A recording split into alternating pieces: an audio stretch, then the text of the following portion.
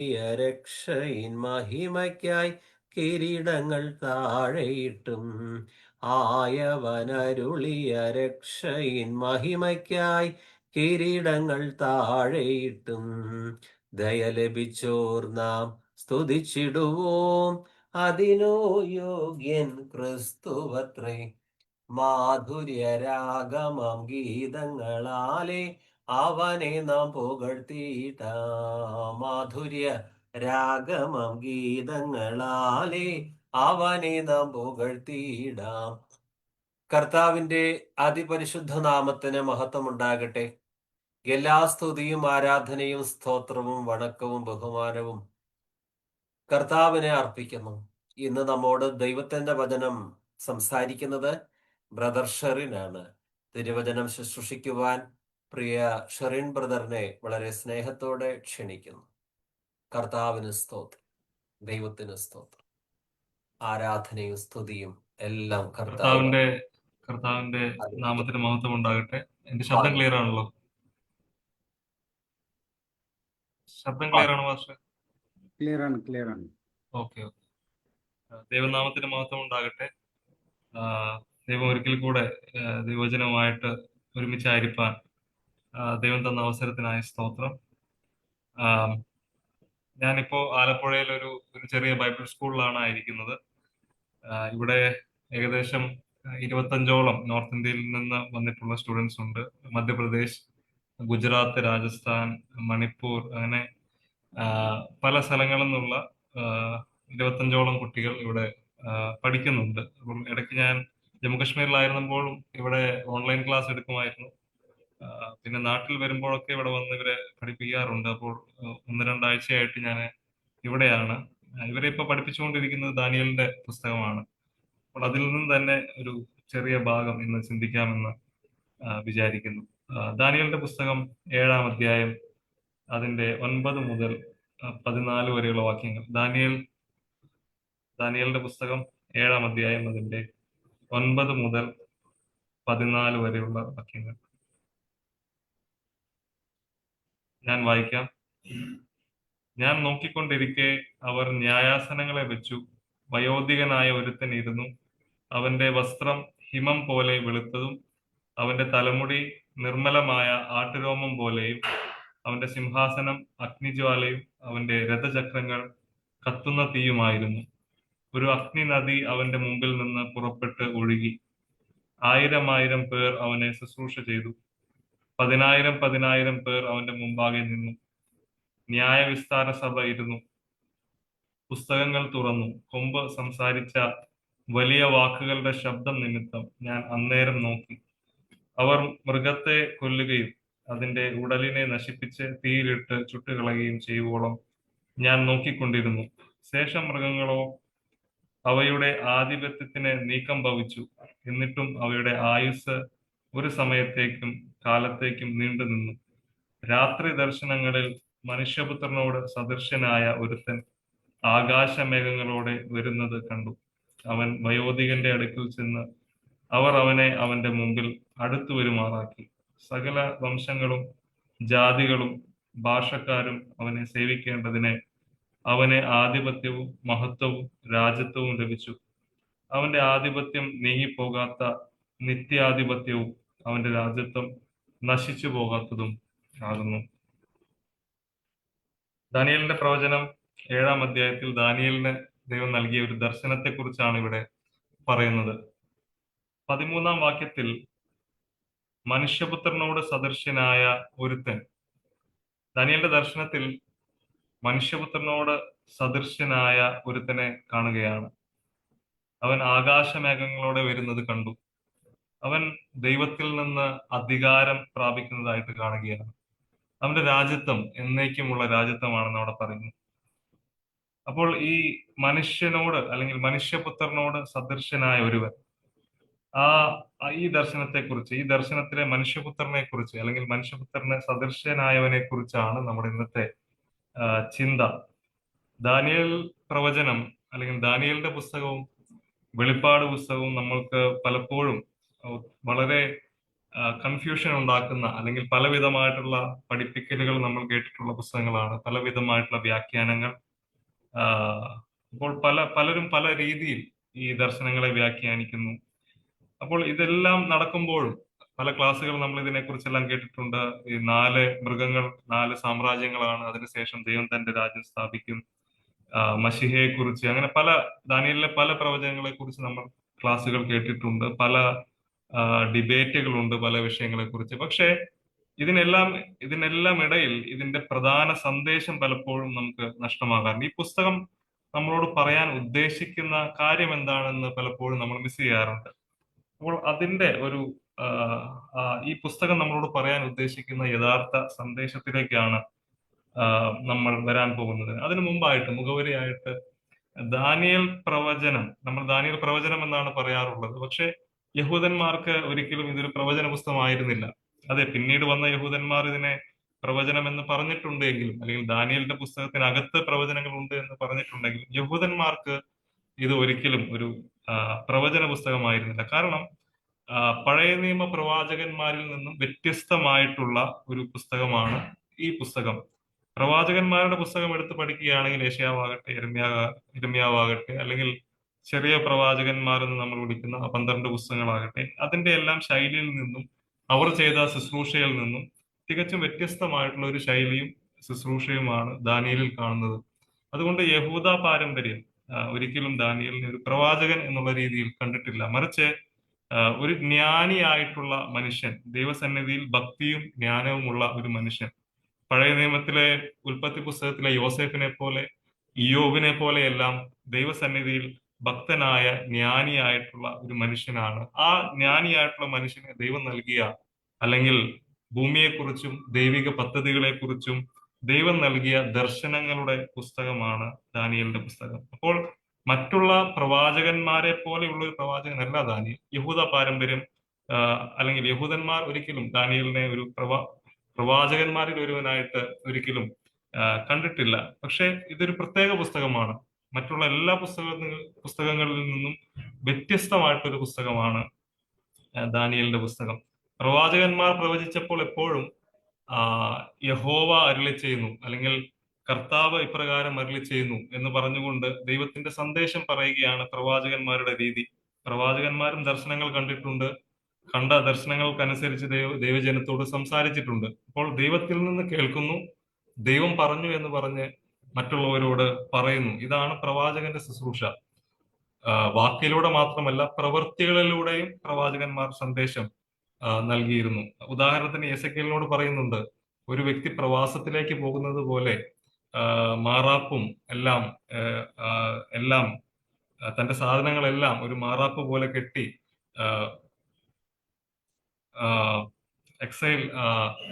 അടിമത്തത്തിലേക്ക് പോകുന്ന ജനത്തെ പോലെ, അല്ലെങ്കിൽ പ്രവാസത്തിലേക്ക് പോകുന്ന ജനത്തെ പോലെ ഇസ്രായേലിന്റെ മുമ്പാകെ അഭിനയിച്ച് കാണിക്കാൻ പറയുന്നുണ്ട്. ഇതുപോലെ ഇസ്രായേൽ ജനം പ്രവാസത്തിലേക്ക് പോകുമെന്നല്ല. എന്ന് വെച്ചാൽ വാക്കിലൂടെയും പ്രവൃത്തിയിലൂടെയും ദൈവം നൽകിയ സന്ദേശം ജനങ്ങൾക്ക് എത്തിച്ചു കൊടുക്കുക എന്നുള്ളതായിരുന്നു പ്രവാചകന്മാരുടെ. പക്ഷെ ദാനിയേലിന്റെ ദർശനങ്ങൾ പരിശോധിച്ചാൽ ദൈവം പറഞ്ഞു എന്ന് പറഞ്ഞുകൊണ്ട് പറയുന്ന പ്രവാചകന്മാരുടെ പതിവ് രീതിക്ക് വിപരീതമായിട്ട് ദൈവം ദാനിയേലിന് ദർശനങ്ങൾ നൽകുന്നു. അതിൽ ദൈവം നേരിട്ട് ദാനിയേലിനോട് സംസാരിക്കുന്നില്ല, ദൈവം ദർശനങ്ങൾ നൽകുന്നു. പക്ഷെ ഒരു ദൂതനാണ് കാര്യങ്ങൾ പറഞ്ഞു കൊടുക്കുന്നത്. ഒരു ദൂതൻ മധ്യസ്ഥനായി നിൽക്കുകയാണ്. ദൈവത്തിന്റെ പദ്ധതികളും ദൈവത്തിന്റെ മുന്നോട്ടുള്ള ദൈവം ഈ ഭൂമിയിൽ എന്താണ് ചെയ്യാൻ പോകുന്നത്, അല്ലെങ്കിൽ ഈ ലോകത്തിനപ്പുറം വരുവാനുള്ള ലോകത്തിൽ എന്താണ് സംഭവിക്കാൻ പോകുന്നത് എന്നെല്ലാം ദാനിയേലിനെ അറിയിക്കുമ്പോൾ അത് നേരിട്ട് സംസാരിക്കുകയല്ല, അതിനപ്പുറത്ത് ഒരു ദൂതൻ, നമ്മൾ 7, 8, 9 അധ്യായങ്ങൾ വായിക്കുമ്പോൾ ഗബ്രിയേലാണ് പലപ്പോഴും ദാനിയേലിന് ഈ സ്വപ്നങ്ങളുടെ അർത്ഥം വിശദീകരിച്ചു കൊടുക്കുന്നത്. യോഹന്നാന്റെ വെളിപ്പാട് പുസ്തകവും ഇതുപോലെ തന്നെയാണ്. പലപ്പോഴും ഒരു ദൂതൻ മുഖാന്തരമാണ് ഈ സ്വപ്നങ്ങളെ അറിയിച്ചു കൊടുക്കുന്നത്. അതും ഈ സ്വപ്നങ്ങൾ സാധാരണ സ്വപ്നങ്ങളല്ല, മറിച്ച് വളരെ വിചിത്രമായിട്ടുള്ള സ്വപ്നങ്ങളാണ്. മൃഗങ്ങൾ, അല്ലെങ്കിൽ നമ്മൾക്ക് കണ്ടുപരിചയമില്ലാത്ത, നമുക്ക് പലപ്പോഴും ചിന്തിച്ചെടുക്കാൻ കഴിയാത്ത പല സിമ്പലുകൾ കൊണ്ടാണ്, പല ചിഹ്നങ്ങൾ കൊണ്ടാണ് ഈ സ്വപ്നങ്ങൾ നമ്മുടെ മുമ്പാകെ വരുന്നത്. അപ്പൊ അതുകൊണ്ട് തന്നെ പെട്ടെന്ന് മനസ്സിലാക്കുവാനും ബുദ്ധിമുട്ടാണ്. പക്ഷേ ദൂതൻ പലതിന്റെയും അർത്ഥം ദാനിയേലിനെ വിവരിച്ചു കൊടുക്കുന്നുണ്ട്. ദാനിയേൽ ഈ ദർശനങ്ങൾ കാണുമ്പോൾ ദാനിയേലിനും ഇത് മനസ്സിലാകുന്നില്ല. ദാനിയേൽ വളരെ വിഷമിക്കുന്നതായിട്ട് കാണുന്നുണ്ട്. രോഗിയെ പോലെ ആയെന്നും എല്ലാം പല ഭാഗങ്ങളിൽ പറയുന്നുണ്ട്. അപ്പോൾ ഈ ദർശനങ്ങൾ ദാനിയേലിനും എന്തോ ഒരു മനപ്പീഡ പോലെയായിരുന്നു ഈ ദർശനങ്ങൾ. പക്ഷെ അതിന്റെ അർത്ഥം ഒരു ദൂതനാണ് ദാനിയേലിന് പറഞ്ഞു കൊടുക്കുന്നത്. അപ്പോൾ ഈ പ്രവാചകന്മാരുടെ പാരമ്പര്യത്തിൽ നിന്ന് വ്യത്യസ്തമായി നിൽക്കുന്ന ഒരു പുസ്തകമാണ്. ദാനിയേലിനെ ഒരു ജ്ഞാനിയായ മനുഷ്യനായിട്ട്, സ്വപ്നങ്ങൾ വ്യാഖ്യാനിക്കുന്ന വരമുള്ള ഒരു മനുഷ്യനായിട്ടാണ് യഹൂദ പാരമ്പര്യത്തിൽ അവർ മനസ്സിലാക്കുന്നത്. പക്ഷെ ദൈവത്തിന് പ്രിയനായിട്ടുള്ള ഒരു മനുഷ്യനായിട്ട് നമ്മൾ കാണുകയാണ്. ദാനിയേലിന്റെ പുസ്തകത്തിന്റെ ആ സംഭവങ്ങൾ നടക്കുന്നത് ബാബിലോൺ പ്രവാസത്തിലാണ്. 1:1 മുതൽ നമ്മൾ വായിക്കുമ്പോൾ നെബൂഖദ്നേസർ രാജാവ് യെരുശലേമിനെ തന്റെ വരുതിയിലാക്കിയിട്ട് അവിടെ നിന്ന് ഒത്തിരി പേരെ ബാബിലോണിലേക്ക് പ്രവാസത്തിലേക്ക് കൊണ്ടുവന്നതായിട്ട് നമ്മൾ കാണുന്നുണ്ട്. അതിൽപ്പെട്ട ആദ്യത്തെ ഒരു ഗ്രൂപ്പ് നെബൂഖദ്നേസർ പ്രവാസത്തിലേക്ക് കൊണ്ടുവന്ന അവരിൽപ്പെട്ട ഒരാളാണ് ദാനിയേലും. നമ്മൾ ദാനിയേലിന്റെ കൂടെ കാണുന്ന ശദ്രക്ക്, മേശക്, അബേദ്നെഗോ. അപ്പോൾ അവരുടെ കഥയാണ് ആദ്യത്തെ 6 അധ്യായങ്ങളിൽ ഈ യഹൂദ ബാലന്മാരുടെ കഥയാണ്, അല്ലെങ്കിൽ അവരുടെ ജീവിതത്തിൽ നടന്ന ചരിത്ര സംഭവങ്ങളാണ് ആദ്യത്തെ ഭാഗം. ഈ ദാനിയേലിന്റെ പ്രവചനത്തിന്റെ 6 കഥകൾ, 6 സ്വതന്ത്രമായിട്ടുള്ള, അല്ലെങ്കിൽ തുടർമാനമായി വായിച്ചില്ലെങ്കിലും ഇടയിൽ നിന്ന് വായിച്ചാൽ പോലും ഓരോ കഥകളും അതിൽ തന്നെ സ്വതന്ത്രമാണ്. 6 ഇൻഡിപെൻഡന്റ് ആയിട്ടുള്ള കഥകൾ കൊണ്ട് ഉണ്ടാക്കിയ ആദ്യത്തെ ഭാഗം, ചരിത്ര, അവരുടെ ജീവിതത്തിൽ യഥാർത്ഥമായി സംഭവിച്ച കഥകൾ, 6 വ്യത്യസ്തമായിട്ടുള്ള കഥകളാണ് ഈ പുസ്തകത്തിന്റെ ആദ്യത്തെ ഭാഗം. രണ്ടാമത്തെ ഭാഗം 7 മുതൽ 12 വരെ ദാനിയേലിന് ദൈവം കൊടുത്ത ദർശനങ്ങൾ, ദാനിയേലിന് ദൈവം കൊടുത്ത ദർശനങ്ങളും ദൂതൻ അത് വ്യാഖ്യാനിച്ച് നൽകുന്ന വ്യാഖ്യാനങ്ങളുമാണ് ഈ രണ്ടാം ഭാഗം. അപ്പോൾ രണ്ടാം ഭാഗത്തിന്റെ തുടക്കത്തിലുള്ള ഒരു ദർശനം, അതിൽ കാണുന്ന ഒരു പ്രധാന ഭാഗമാണ് നമ്മൾ ഇന്ന് വായിച്ചത്. 7-ാം അധ്യായത്തിലെ ദർശനം വളരെ പ്രധാനപ്പെട്ട ഒരു ദർശനമാണ്. 7-ാം അധ്യായത്തിലെ ദർശനം എന്താണ്? അവിടെ വലിയൊരു കടൽ, ദാനിയേലിന് ദർശനമുണ്ടായി. അവിടെ വലിയൊരു കടൽ, ഇളകി മറിയുന്ന ഒരു കടലിൽ നിന്ന് 4 മൃഗങ്ങൾ കയറി വരികയാണ്. ഒന്നാമത്തെ മൃഗം അത് സിംഹത്തെ സദൃശ്യമായിരുന്നു. സിംഹമല്ല, സിംഹത്തെ പോലെ എന്തോ ഒരു മൃഗം. അതിന് 2 ചിറകുണ്ടായിരുന്നു എന്ന് കാണുന്നു. പിന്നീട് അതിന്റെ ചിറകുകൾ പറിച്ചെറിയപ്പെട്ടു. അത് മനുഷ്യനുള്ളതുപോലെ, മനുഷ്യൻ നിൽക്കുന്നത് പോലെ ഇരുകാലുകളിൽ നിന്നു എന്നെല്ലാം പറയുന്നുണ്ട്. അത് നെബൂഖദ്നേസറിനെ കുറിച്ചാണ് എന്ന് നമുക്ക് 2-ാം അധ്യായത്തിലെ ദർശനമായിട്ട് താരതമ്യം ചെയ്യുമ്പോൾ മനസ്സിലാകും. കാരണം നെബൂഖദ്നേസറാണ് 4-ാം അധ്യായത്തിൽ തന്റെ അഹങ്കാര നിമിത്തം ഒരു മൃഗത്തെ പോലെ 7 വർഷം ഒരു ഭ്രാന്തനായി കാടുകളിൽ താമസിക്കേണ്ടി വന്നത്. അപ്പോൾ ചിറക് പറിച്ചു കളയുന്നത് അത് നെബൂഖദ്നേസറിനെ താഴ്ത്തുന്നതിനെ, അല്ലെങ്കിൽ ആ ബാബേൽ സാമ്രാജ്യത്തിന്റെ താഴ്ചയാണ് അത് കാണിക്കുന്നത്. രണ്ടാമത്തെ മൃഗം കരടിയാണ്. അത് നമ്മൾ സാധാരണയായിട്ട് കേൾക്കുന്ന വ്യാഖ്യാനം മേദ്യ പേർഷ്യ സാമ്രാജ്യത്തെയാണ് അത് കുറിക്കുന്നത് എന്ന് നമ്മൾ സാധാരണയായിട്ട് കേൾക്കാറുണ്ട്. മൂന്നാമത്തത് ഒരു പുള്ളിപ്പുലിയോട് സദൃശ്യമായിട്ടുള്ള ഒരു മൃഗം. അതിന് 4 തല, 4 ദിക്കുകളിലേക്ക് 4 തല, 4 ചിറകുള്ള ആ ജീവി, അത് അലക്സാണ്ടർ ചക്രവർത്തി അല്ലെങ്കിൽ ഗ്രീക്ക് സാമ്രാജ്യമാണെന്ന് നമ്മൾ സാധാരണയായിട്ട് വ്യാഖ്യാനിക്കുന്നു. 4-ാമത്തെ മൃഗമാണ് വളരെ പേടിപ്പെടുത്തുന്ന, ഭയാനകമായിട്ടുള്ള, ക്രൂരമായിട്ടുള്ള ഒരു മൃഗം. അതിന് പേര് പറയുന്നില്ല, കാരണം ഭൂമിയിലെ ഒരു മൃഗങ്ങളോടും ഇതിനെ ഉപമിക്കുവാൻ കഴിയുന്നില്ല. അത്രയ്ക്കും ക്രൂരതയും രൂപം കണ്ടാൽ പേടിക്കുന്നതുമായിട്ടുള്ള ഒരു ക്രൂര മൃഗം. അതിനെ ഇരുമ്പ് കൊണ്ടുള്ള പല്ലുകൾ ഉണ്ടെന്ന് പറയുന്നു.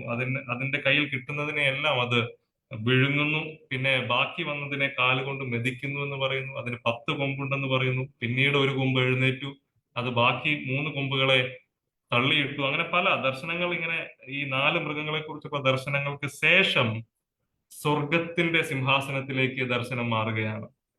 അപ്പോൾ 4 മൃഗങ്ങൾ, 4 സാമ്രാജ്യങ്ങളാണ് സാധാരണയായിട്ട് നമ്മൾ കേൾക്കുന്ന വ്യാഖ്യാനമാണ് ഞാൻ പറഞ്ഞത്. അത് കൂടാതെയുള്ള പല വ്യാഖ്യാനങ്ങളുണ്ട്. ആ വ്യാഖ്യാനങ്ങളിലേക്ക് ഒന്നും പോകുന്നില്ല, അതല്ല നമ്മുടെ വിഷയം. 4 മൃഗങ്ങൾ 4 വ്യത്യസ്ത സാമ്രാജ്യങ്ങളാണ്. ഈ ഭൂമിയിൽ ഭരിക്കാൻ പോകുന്ന രാജാക്കന്മാരും അവരുടെ സാമ്രാജ്യങ്ങളുമാണ്. പക്ഷേ ഈ സാമ്രാജ്യങ്ങൾക്കെല്ലാം ശേഷം, അതെ, ദൈവം ഇവരെ ഒരു സമയത്തേക്ക് അനുവദിച്ചിരിക്കുകയാണ് ഈ ഭൂമിയിൽ വാഴുവാൻ. ഒന്നിനു പുറകെ ഒന്നായിട്ട് ഈ മൃഗങ്ങൾ രാജാക്കന്മാരെയും സാമ്രാജ്യങ്ങളെയും കുറിക്കുന്നു. അവ ഒന്നിനു പുറകെ ഒന്നായിട്ട് ഒരു സാമ്രാജ്യം എഴുന്നേൽക്കുന്നു, അത് പ്രശസ്തി പ്രാപിക്കുന്നു, പിന്നീട് അത് താഴെ പോകുന്നു, മറ്റൊരു സാമ്രാജ്യം വന്ന് അതിനെ കീഴടക്കുന്നു. അങ്ങനെ 1, 2, 3, 4 അതിനപ്പുറത്തേക്കും മാനുഷികമായിട്ടുള്ള രാജാക്കന്മാരും സാമ്രാജ്യങ്ങളും ഭരണങ്ങളും ഒന്നിനു പുറകെ ഒന്നായിട്ട് ഭൂമിയിൽ വരും. ദാനിയേൽ ജീവിച്ചിരുന്നത് ഒന്നാമത്തെ സാമ്രാജ്യമായിട്ടുള്ള ബാബിലോൺ സാമ്രാജ്യത്തിന്റെ സമയത്തും പേർഷ്യൻ സാമ്രാജ്യത്തിന്റെ സമയത്തുമാണ്. പേർഷ്യൻ സാമ്രാജ്യം ആരംഭിച്ച 1-ാം രാജാവിന്റെ കാലത്താണ്. കോരശിന്റെ കാലം വരെ ദാനിയേൽ ശുശ്രൂഷ ചെയ്തു എന്ന് പറയുന്നുണ്ട്. അപ്പോൾ പക്ഷെ മാനുഷിക രാജ്യങ്ങൾക്ക് ശേഷം അന്ത്യത്തിൽ അല്ലെങ്കിൽ അവസാനം ദൈവം എന്താണ് ചെയ്യാൻ പോകുന്നത്, അതാണ് ഈ ദർശനങ്ങളുടെ ഫോക്കസ്. നമ്മൾ മറ്റ് പല കാര്യങ്ങളെ കുറിച്ചും ചർച്ച ചെയ്ത് സമയം കളയുമ്പോൾ ഇതിന്റെ യഥാർത്ഥ മെസ്സേജ് എന്താണ്?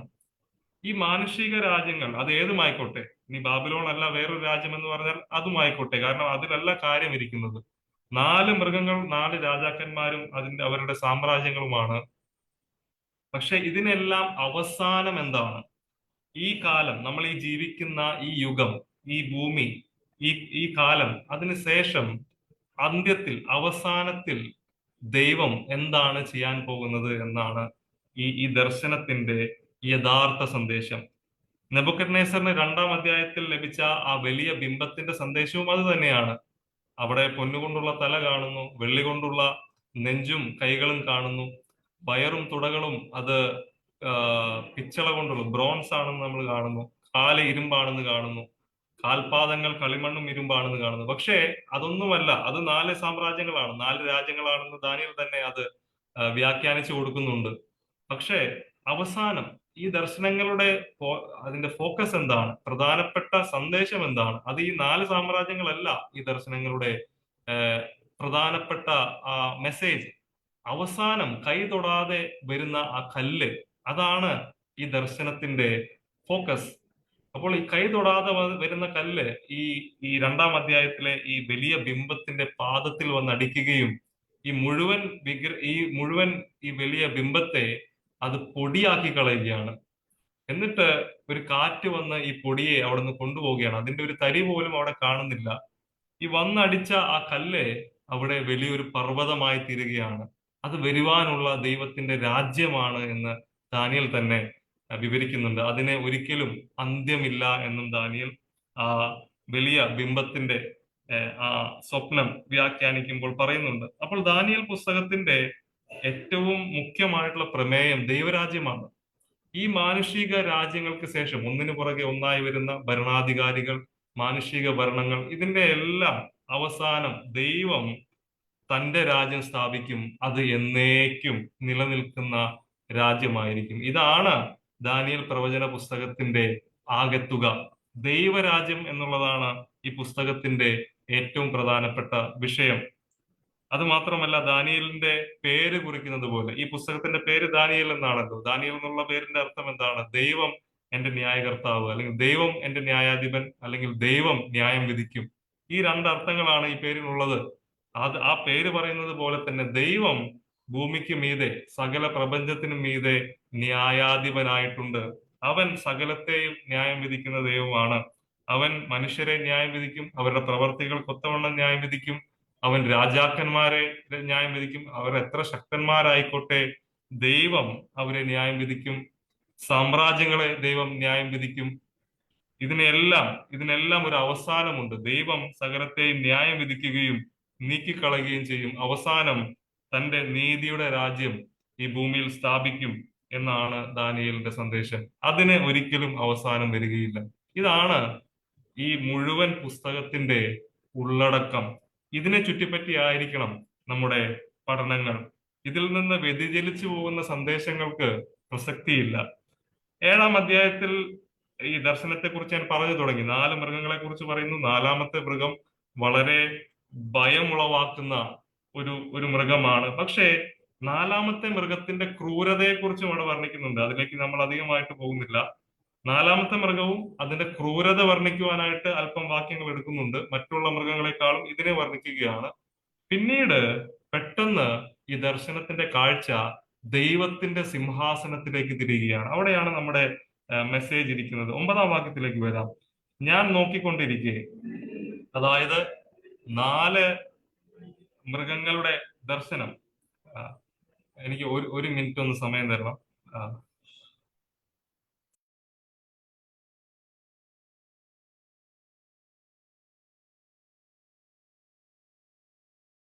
പാടുക നീ മനമേ, കർത്തൻ ജയം നൽകിടും നിശ്ചയമായി. സ്തോത്രഗീതം പാടുക നീ മനമേ, കർത്തൻ ജയം നൽകിടും നിശ്ചയമായി. ഒന്നിലും പതറിയിടരുതേ, കണ്ണീരിൻ വഴി പോയിടിലും.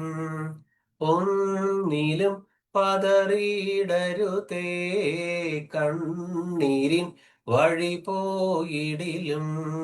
മന്നരിൽ മന്നവൻ നമ്മോടു കൂടെ, എന്നും അവൻ നമ്മെ വഴി നടത്തും. മന്നരിൽ മന്നാരിൽ മന്നവൻ മന്നവൻ നമ്മോട് നമ്മോട് കൂടെ, കൂടെ എന്നും അവൻ നമ്മെ വഴി നടത്തും.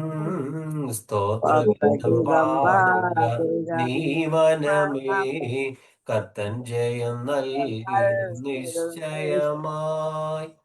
ഷെറിൻ ബ്രദർ വന്നു, കണ്ടിന്യൂ ചെയ്യാം. ഹല്ലേലൂയ, സ്തോത്രം. ക്ഷമിക്കണം, ഇവിടെ സ്റ്റുഡൻസിനെയും നോക്കേണ്ടതുണ്ട്. അവരപ്പുറത്ത് ക്ലാസ്സിൽ പഠിക്കുന്നുണ്ട്. No problem, no problem. അപ്പോൾ നമ്മൾ പറഞ്ഞത് ഈ 4 മൃഗങ്ങൾ, പ്രത്യേകിച്ച് 4-ാം മൃഗത്തെ കുറിച്ച് പറഞ്ഞ് അതിന്റെ ക്രൂരതകൾ, അത് ചെയ്യാൻ ഈ ഭൂമിയിൽ ചെയ്യാൻ പോകുന്ന 4-ാമത്തെ മൃഗം ഒരു ഒരു ഒരു ഭരണമാണ്, ഒരു രാജാവാണ്, രാജാവിന്റെ സാമ്രാജ്യമാണ്. അതിന്റെ ക്രൂരതകളെ കുറിച്ച് പറഞ്ഞിട്ട് പെട്ടെന്ന് സ്വർഗീയ സിംഹാസനത്തിന്റെ ആ കാഴ്ചയിലേക്ക് ഈ ദർശനത്തിന്റെ ശ്രദ്ധ തിരിയുകയാണ്. നമ്മൾ വെളിപ്പാട് പുസ്തകം പഠിച്ചപ്പോഴും അതിന്റെ 4-5 അധ്യായങ്ങളിൽ നിന്ന് നമ്മൾ സംസാരിച്ചപ്പോഴും 7 സഭയ്ക്കുള്ള ദൂത് പറഞ്ഞ ശേഷം അവർ അനുഭവിക്കുന്ന പീഡനം, അവർ അനുഭവിക്കുന്ന കഠിനതയേറിയ ആ അനുഭവങ്ങൾ, അതിനെക്കുറിച്ച് പറഞ്ഞിട്ട് അവയുടെ ഇടയിൽ ദൈവം അവർക്കുള്ള സന്ദേശങ്ങൾ നൽകിയിട്ട് ഉടനെ ദൈവത്തിന്റെ സിംഹാസനത്തിന്റെ കാഴ്ചയിലേക്കാണ് ആ ദർശനം മാറുന്നത്. ആ സഭകൾക്കും ദൈവജനത്തിനും ആശ്വാസവും പ്രോത്സാഹനവും നൽകുന്ന ഒരു ദർശനം. 4-ലും 5-ലും ഇവിടെ കയറി വരിക എന്നുള്ള ആ ദർശനം. അപ്പോൾ അതുപോലെയുള്ള ഒരു കാഴ്ച, 4 മൃഗങ്ങൾ ക്രൂരമായിട്ട് ഈ ഭൂമിയെ ഭരിക്കുന്ന, അനീതിയോടെയും പാപത്തിലും ഈ ഭൂമിയിൽ ഭരണം നടത്തുന്ന രാജാക്കന്മാരും സാമ്രാജ്യങ്ങളും, അതിൽ 4-മത്തേത് ഏറ്റവും കഠിനമേറിയ ഒരു മൃഗം, ഒരു ഭരണമായിട്ട് നിൽക്കുമ്പോൾ അതിന്റെ ക്രൂരതകൾ വിവരിച്ചതിന് ശേഷം ഉടനെ ദൈവസിംഹാസനത്തിന്റെ ദർശനം ഇവിടെ നൽകുകയാണ്. 7-9 നമ്മൾ വായിക്കുമ്പോൾ, ഞാൻ നോക്കിക്കൊണ്ടിരിക്കെ അവർ ന്യായാസനങ്ങളെ വെച്ചു. വയോധികനായ ഒരുത്തൻ ഇരുന്നു. അവന്റെ വസ്ത്രം ഹിമം പോലെ വെളുത്തതും അവന്റെ തലമുടി നിർമ്മലമായ ആട്ടുരോമം പോലെയും. അവന്റെ സിംഹാസനം അഗ്നിജ്വാലയും അവന്റെ രഥങ്ങൾ കത്തുന്ന തീയുമായിരുന്നു. ഇത് ദൈവത്തിന്റെ മഹത്വത്തിന്റെ ദർശനമാണ്. ഞാൻ നോക്കിക്കൊണ്ടിരിക്കെ അവർ ന്യായാസനങ്ങളെ വെച്ചു. ഈ അവർ എന്ന് പറയുന്നത് ഇംഗ്ലീഷ് തർജ്ജമ വായിക്കുമ്പോൾ ഈ അവർ എന്നുള്ള പദമില്ല. ന്യായാസനങ്ങൾ അവിടെ വെച്ചു അല്ലെങ്കിൽ വെക്കപ്പെട്ടു എന്നുള്ള ഒരു പ്രയോഗമാണ്. അപ്പൊ അവർ എന്ന് ഉദ്ദേശിക്കുന്നത് അത് ദൈവത്തിന്റെ സേവകന്മാരെ, സ്വർഗദൂതന്മാരെ ആയിരിക്കും. അല്ലെങ്കിൽ ന്യായാസനങ്ങൾ നിരന്നു എന്നുള്ള ഒരു അർത്ഥത്തിലാണ് മറ്റ് പരിഭാഷകളിൽ. അപ്പോൾ അവർ എന്നുള്ള പദത്തിന് അത്ര ഊന്നൽ കൊടുക്കേണ്ടതില്ല. ദൈവത്തിന്റെ ന്യായാസനം, ദൈവം ന്യായം വിധിക്കാൻ പോവുകയാണ്. ദൈവം തന്റെ ന്യായാസനത്തിൽ ഇരുന്ന് ഈ മൃഗങ്ങളെ ന്യായം വിധിക്കാൻ പോവുകയാണ്. അതിന്റെ ദർശനമാണ് 9 മുതൽ. ഞാൻ നോക്കിക്കൊണ്ടിരിക്കെ അവർ ന്യായാസനങ്ങളെ വെച്ചു. വയോധികനായ ഒരുത്തൻ ഇരുന്നു. വയോധികൻ എന്ന് പറയുമ്പോൾ ഞാൻ പറഞ്ഞു, ദാനിയേലിന് ഈ ദർശനം ലഭിക്കുകയാണ്. ദാനിയേൽ മാനുഷികമായിട്ടുള്ള തന്റെ കണ്ണുകൾ കൊണ്ട് കണ്ടിട്ടുള്ള കാഴ്ചകൾ, താൻ അനുഭവിച്ചിട്ടുള്ള അനുഭവങ്ങൾക്കും അപ്പുറത്തുള്ള കാര്യങ്ങളാണ് ഈ ദർശനത്തിൽ കാണുന്നത്. സ്വർഗീയമായിട്ടുള്ള കാഴ്ചകൾ, തനിക്ക് ഒട്ടും പരിചയമില്ലാത്ത, താൻ ഒട്ടും കണ്ടിട്ടില്ലാത്ത തരത്തിലുള്ള മൃഗങ്ങളും പല ചിഹ്നങ്ങളും എല്ലാമാണ് ഈ ദർശനത്തിലുള്ളത്. അപ്പോൾ ഈ ദൈവത്തിന്റെ മഹത്വത്തിന്റെ ദർശനം കാണുമ്പോൾ ഒരു വയോധികനെ പോലെ, വയോധികൻ എന്ന് പറയുമ്പോൾ അത് നമ്മൾ അക്ഷരീയമായിട്ട് ഉദ്ദേശിക്കുന്ന ഒരു വയസ്സായ വ്യക്തി എന്നല്ല നമ്മൾ എടുക്കേണ്ടത്. ഇംഗ്ലീഷ് തർജ്ജമ നോക്കിയാൽ ഏൻഷ്യന്റ് ഓഫ് ദ ഡേയ്സ് എന്ന് വെച്ചാൽ പുരാതന കാലം മുതലുള്ളവൻ. അപ്പോൾ വയോധികൻ എന്ന് പറയുമ്പോൾ പ്രായമായവൻ അല്ലെങ്കിൽ നമ്മൾ കാണുന്ന വയോധികരെ പോലെ വളരെ ക്ഷീണിതരായി അവശ നിലയിലുള്ളവർ എന്നല്ല അതിന്റെ അർത്ഥം. പുരാതന കാലം മുതലേ ഉള്ള ആ നിത്യനായ ദൈവം, അതാണ് ഈ വയോധികൻ എന്നുള്ളത് കൊണ്ട് ഉദ്ദേശിക്കുന്നത്. കാരണം ദാനിയേൽ കാണുമ്പോൾ ആ തലമുടിയെല്ലാം മഞ്ഞുപോലെ വെള്ളയായ ഒരു വയോധികൻ എന്ന് വെച്ചാൽ പുരാതനനായവൻ എന്ന് വേണമെങ്കിൽ അതിനെ ശരിയായിട്ട് തർജ്ജമ ചെയ്യാം. വയോധികൻ എന്ന് പറയുമ്പോൾ നമുക്ക് ചുറ്റും കാണുന്ന വയോജനങ്ങളെ ഓർമ്മ വരും. അപ്പോൾ അതല്ല, മറിച്ച് പുരാതനനായവൻ, പണ്ടേ ഉള്ളവൻ എന്നാണ് അതിന്റെ അർത്ഥം. അപ്പോൾ അങ്ങനെ ഒരു പുരാതനനായവൻ, അങ്ങനെയുള്ള ഒരു ദർശനം, നിത്യനായവൻ, അങ്ങനെയുള്ള ഒരുവൻ ഈ ന്യായാസനത്തിൽ ഇരുന്നു എന്ന് പറയുകയാണ്. ഞാൻ നോക്കിക്കൊണ്ടിരിക്കെ അവർ ന്യായാസനങ്ങളെ വെച്ചു, വയോധികനായ ഒരുത്തൻ ഇരുന്നു, അവന്റെ വസ്ത്രം. അപ്പോൾ പിന്നെ ആ ദൈവത്തിന്റെ ആ ന്യായാസനത്തിൽ ഇരിക്കുന്ന ആ ന്യായാധിപതിയുടെ വിവരണങ്ങളാണ്. അവന്റെ വസ്ത്രം എങ്ങനെയായിരുന്നു, അവന്റെ സന്നിധിയിലുള്ള മറ്റു കാര്യങ്ങൾ എങ്ങനെയായിരുന്നു. നമ്മൾ യോഹന്നാന്റെ വെളിപ്പാടിൽ 4-5 അധ്യായങ്ങളിൽ ദൈവത്തിന്റെ സിംഹാസനം ഇരുന്ന ആ മുറിയുടെ വിവരണം കണ്ടു. ദൈവത്തിന്റെ സിംഹാസനം, അതിന് ചുറ്റും 4 ജീവികൾ, 24 മൂപ്പന്മാർ. അതുപോലെ ഇവിടെ ഈ ന്യായാസനത്തിന് മുമ്പുള്ള കാര്യങ്ങളുടെ വിവരണങ്ങളാണ് ഇവിടെ നൽകുന്നത്. പറയുകയാണ്, ഞാൻ നോക്കിക്കൊണ്ടിരിക്കെ അവർ ന്യായാസനങ്ങളെ വെച്ചു, വയോധികനായ ഒരുത്തൻ ഇരുന്നു, അവന്റെ വസ്ത്രം ഹിമം പോലെ വെളുത്തതും അവന്റെ തലമുടി നിർമ്മലമായ ആട്ടുരോമം പോലെയും അവന്റെ സിംഹാസനം അഗ്നിജ്വാലയും അവന്റെ രഥചക്രങ്ങൾ കത്തുന്ന തീയുമായിരുന്നു. അപ്പോൾ ഈ രഥം, രഥചക്രം, അഗ്നിജ്വാല, ഇതെല്ലാം നമ്മൾ എസെക്കിയേലിന്റെ 1-ാം അധ്യായത്തിലും കാണുന്നുണ്ട്. ബൈബിളിലെ മറ്റ് പല ദർശനങ്ങളോടും അതിന്റെ പല ഘടകങ്ങളോടും ഇതിന് സാമ്യമുണ്ട്. ഇനി 10, ഒരു അഗ്നി നദി അവന്റെ മുമ്പിൽ നിന്ന് പുറപ്പെട്ടു ഒഴുകി. ഇത് ദൈവത്തിന്റെ ഭൂമിയിലെ രാജാക്കന്മാരിലേക്ക് ഒഴുകുന്ന ദൈവത്തിന്റെ ന്യായവിധിയുടെ ഒരു ചിഹ്നമായിട്ടാണ് ഈ അഗ്നി നദി ദൈവത്തിന്റെ സിംഹാസനത്തിൽ നിന്ന് ഒഴുകുകയാണ്. ഒരു അഗ്നി നദി അവന്റെ മുമ്പിൽ നിന്ന് പുറപ്പെട്ട് ഒഴുകി. 1000 പേർ അവന് ശുശ്രൂഷ ചെയ്തു. 10,000 പേർ അവന്റെ മുമ്പാകെ നിന്നു. ഇത് ദൈവസന്നിധിയിൽ നിൽക്കുന്ന ശുശ്രൂഷകന്മാരെയാണ് കുറിക്കുന്നത്. ന്യായവിസ്താര സഭ ഇരുന്നു. ന്യായവിസ്താര സഭ എന്ന് പറയുന്നത് ദൈവം പ്രധാനിയായി സിംഹാസനത്തിലിരിക്കുന്ന ആ സിംഹാസനവും ദൈവത്തിന്റെ മറ്റ് സേവകന്മാരും ഈ സഭയിൽ ആരൊക്കെ ഉണ്ടെന്ന് നമുക്കറിയില്ല. പക്ഷെ അതൊരു സഭയാണ്, ഒരു ന്യായാധിപ സഭയാണ്. അതിൽ പ്രധാനി ദൈവമാണ് എന്ന് നമുക്കറിയാം. അവിടെ എഴുതിയിരിക്കുകയാണ്,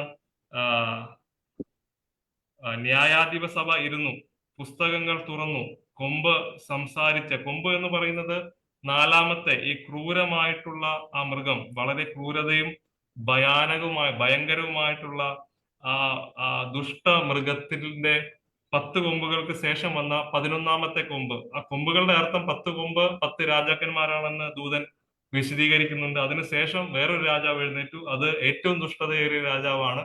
നമ്മൾ സാധാരണയായിട്ട് എതിർ ക്രിസ്തു എന്ന് പറയുന്ന ആ രാജാവിനെ കുറിച്ചാണ് അവസാനത്തെ കൊമ്പ്, 11-ാമത്തെ കൊമ്പ്.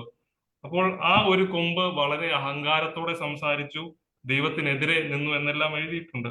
ആ കൊമ്പിനെ കുറിച്ച്, ആ രാജാവിനെ കുറിച്ചാണ് പറയുന്നത്. പുസ്തകങ്ങൾ തുറന്നു, കൊമ്പ് സംസാരിച്ച വലിയ വാക്കുകൾ എന്ന് പറഞ്ഞാൽ ഈ എതിർ ക്രിസ്തു അല്ലെങ്കിൽ ദൈവത്തിനെ എതിരെ നിൽക്കുന്ന ഈ ഭരണാധികാരി സംസാരിച്ച അഹങ്കാര വാക്കുകൾ, അതാണ് ഈ വലിയ വാക്കുകൾ.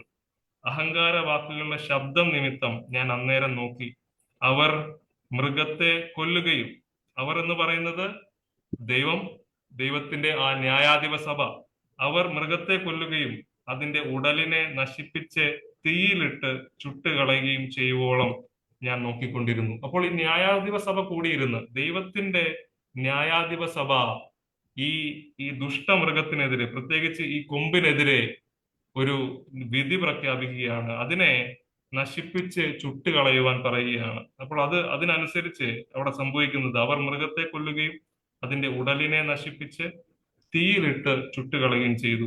തീ, അത് സിംഹാസനത്തിൽ നിന്ന് ഒഴുകി വരുന്ന ദൈവക്രോധത്തിന്റെ തീയാണ്. തീയിലിട്ട് ചുട്ടുകളയുകയും ചെയ്യുവോളം ഞാൻ നോക്കിക്കൊണ്ടിരുന്നു. അപ്പൊ ദാനിയേലിന്റെ കൺമുമ്പിലാണ് ഈ ന്യായവിധി, ഈ ദർശനത്തിൽ നടക്കുന്നത്.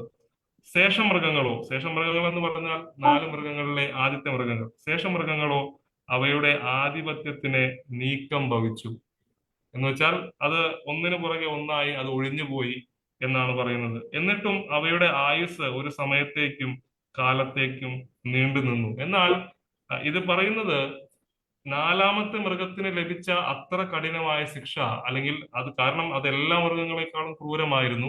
പക്ഷേ നാലാമത്തെ മൃഗത്തിനും അതിന്റെ രാജാക്കന്മാർക്കും, പ്രത്യേകിച്ച് 11ാമത്തെ കൊമ്പിനും ലഭിച്ചതുപോലെയുള്ള ശിക്ഷ മറ്റുള്ളവർക്ക് ലഭിച്ചില്ല. അതാണ് ഇതിന്റെ അർത്ഥം. കാരണം അതിന്റെ ദുഷ്ടത ഏറിയതായിരുന്നു. മറ്റുള്ളവരും ശിക്ഷിക്കപ്പെട്ടു, ദൈവത്തിന്റെ ന്യായവിധിയാൽ അവയും ഒഴിഞ്ഞുപോയി.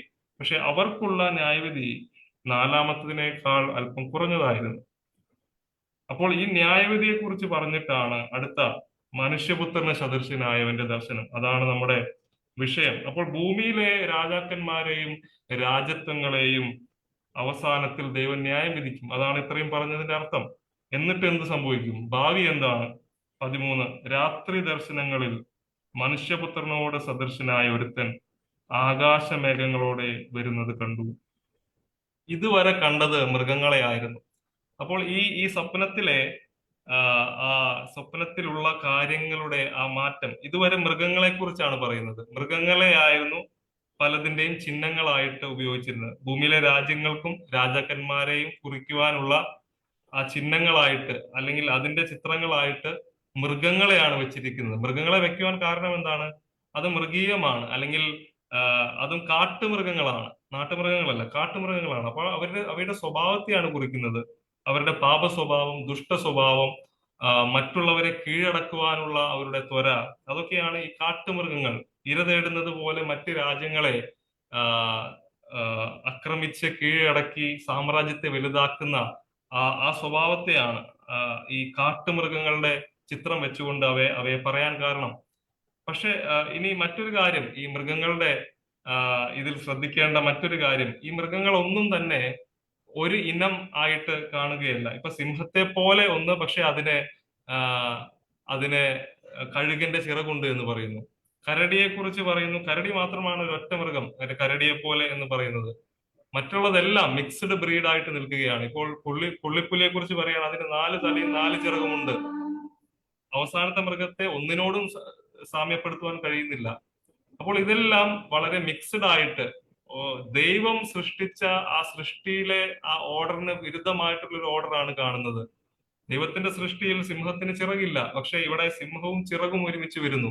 അപ്പോൾ മുഴുവൻ മൃഗങ്ങളും അതിന്റെ സ്വഭാവം കൊണ്ടും അതിന്റെ ഘടന കൊണ്ടും ദൈവത്തിന്റെ സൃഷ്ടിക്കും ദൈവത്തിന്റെ പദ്ധതിക്കും വിരുദ്ധമായി നിൽക്കുന്ന ഒരു ചിത്രമാണ് ഇത് കാണിക്കുന്നത്. യഹൂദന്മാർക്ക് ഈ സൃഷ്ടിക്ക് ദൈവം സൃഷ്ടിച്ച ഒരു സൃഷ്ടിയുണ്ട്, അതിനൊരു ഓർഡർ ഉണ്ട് എന്ന് യഹൂദന്മാർ വിശ്വസിച്ചിരുന്നു. അതിലൊന്നും പെടാത്ത തരത്തിലുള്ള മൃഗങ്ങളാണ് കാണുന്നത്. അത് വിജാതീയ രാജാക്കന്മാരെയും അന്യ ദേവന്മാരെ ആരാധിക്കുന്ന ജനതയുമാണ് ഈ മിക്സ്ഡ് ബ്രീഡായിട്ട് പല മൃഗങ്ങൾ കൊണ്ടുണ്ടാക്കിയ, അല്ലെങ്കിൽ പല മൃഗങ്ങൾക്ക് സദൃശ്യമായിട്ടുള്ള, അല്ലെങ്കിൽ പല ഗുണങ്ങളുള്ള മൃഗം, ദൈവത്തിന്റെ സൃഷ്ടിയിൽ ഒന്നും കാണാത്ത തരത്തിലുള്ള മൃഗങ്ങൾ. അപ്പോൾ അതെല്ലാം ദുഷ്ടരാജാക്കന്മാരെയും പാപത്തെയും വിഗ്രഹാരാധനയെയും അങ്ങനെയുള്ള സമൂഹങ്ങളെയും അതിന്റെ രാജാക്കന്മാരെയും രാജ്യങ്ങളെയും സാമ്രാജ്യങ്ങളെയും കുറിക്കുന്നതാണ്. അപ്പോൾ മൃഗങ്ങളെ വെച്ചുകൊണ്ടാണ് മാനുഷിക സാമ്രാജ്യങ്ങളെ, രാജാക്കന്മാരെ പറയുന്നത്. പക്ഷേ ഈ മൃഗങ്ങളുടെ ദർശനങ്ങളിൽ നിന്ന് മാറി ഇപ്പോൾ മനുഷ്യനിലേക്ക് ഈ ദർശനം വരികയാണ്. അതാണ് ആ ഒരു മാറ്റം നമ്മൾ ഈ ദർശനം മനസ്സിലാക്കുവാൻ വളരെ ശ്രദ്ധിക്കേണ്ടതുണ്ട്. മാനുഷിക മറ്റ് രാജ്യങ്ങളെയും രാജാക്കന്മാരെയും മൃഗങ്ങളോട് തുല്യപ്പെടുത്തിയിട്ട് ദൈവത്തിന് മുമ്പാകെ ഇപ്പോൾ നിൽക്കുന്നത് ഒരു മൃഗമല്ല, മറിച്ച് മനുഷ്യപുത്രനോട് സദൃശ്യമാണ്. അത് ഈ ലോകത്തിൽ വരാൻ പോകുന്ന ദൈവം വരുത്തുവാൻ പോകുന്ന ആ മാറ്റത്തെ കുറിച്ചാണ് അത് കാണിക്കുന്നത്. മാനുഷിക സാമ്രാജ്യങ്ങളുടെ മനുഷ്യന്റെ ഭരണവും ഒരു ദിവസം അവസാനിച്ചിട്ട് മനുഷ്യപുത്രനെ സദൃശനായ ഒരുവനെ ദൈവം രാജ്യം ഏൽപ്പിക്കാൻ പോകുന്നു. ആ 2 വാക്യങ്ങൾ നമുക്ക് ഒന്നുകൂടെ വായിക്കാം. 13-14 വാക്യങ്ങൾ. ദാനിയേലിന്റെ പുസ്തകം 7-ാം അധ്യായം 13-14 വാക്യങ്ങൾ. രാത്രി ദർശനങ്ങളിൽ മനുഷ്യപുത്രനോട് സദൃശനായി ഒരുത്തൻ ആകാശമേഘങ്ങളോടെ വരുന്നത് കണ്ടു. അവൻ വയോധികന്റെ അടുക്കൽ ചെന്ന് അവർ അവനെ അവന്റെ മുമ്പിൽ അടുത്തു വരുമാറാക്കി. സകല വംശങ്ങളും ജാതികളും ഭാഷക്കാരും അവനെ സേവിക്കേണ്ടതിന് അവന് ആധിപത്യവും മഹത്വവും രാജ്യത്വവും ലഭിച്ചു. അവന്റെ ആധിപത്യം നീങ്ങിപ്പോകാത്ത നിത്യാധിപത്യവും അവന്റെ രാജ്യത്വം നശിച്ചു പോകാത്തതുമാകുന്നു. മതി.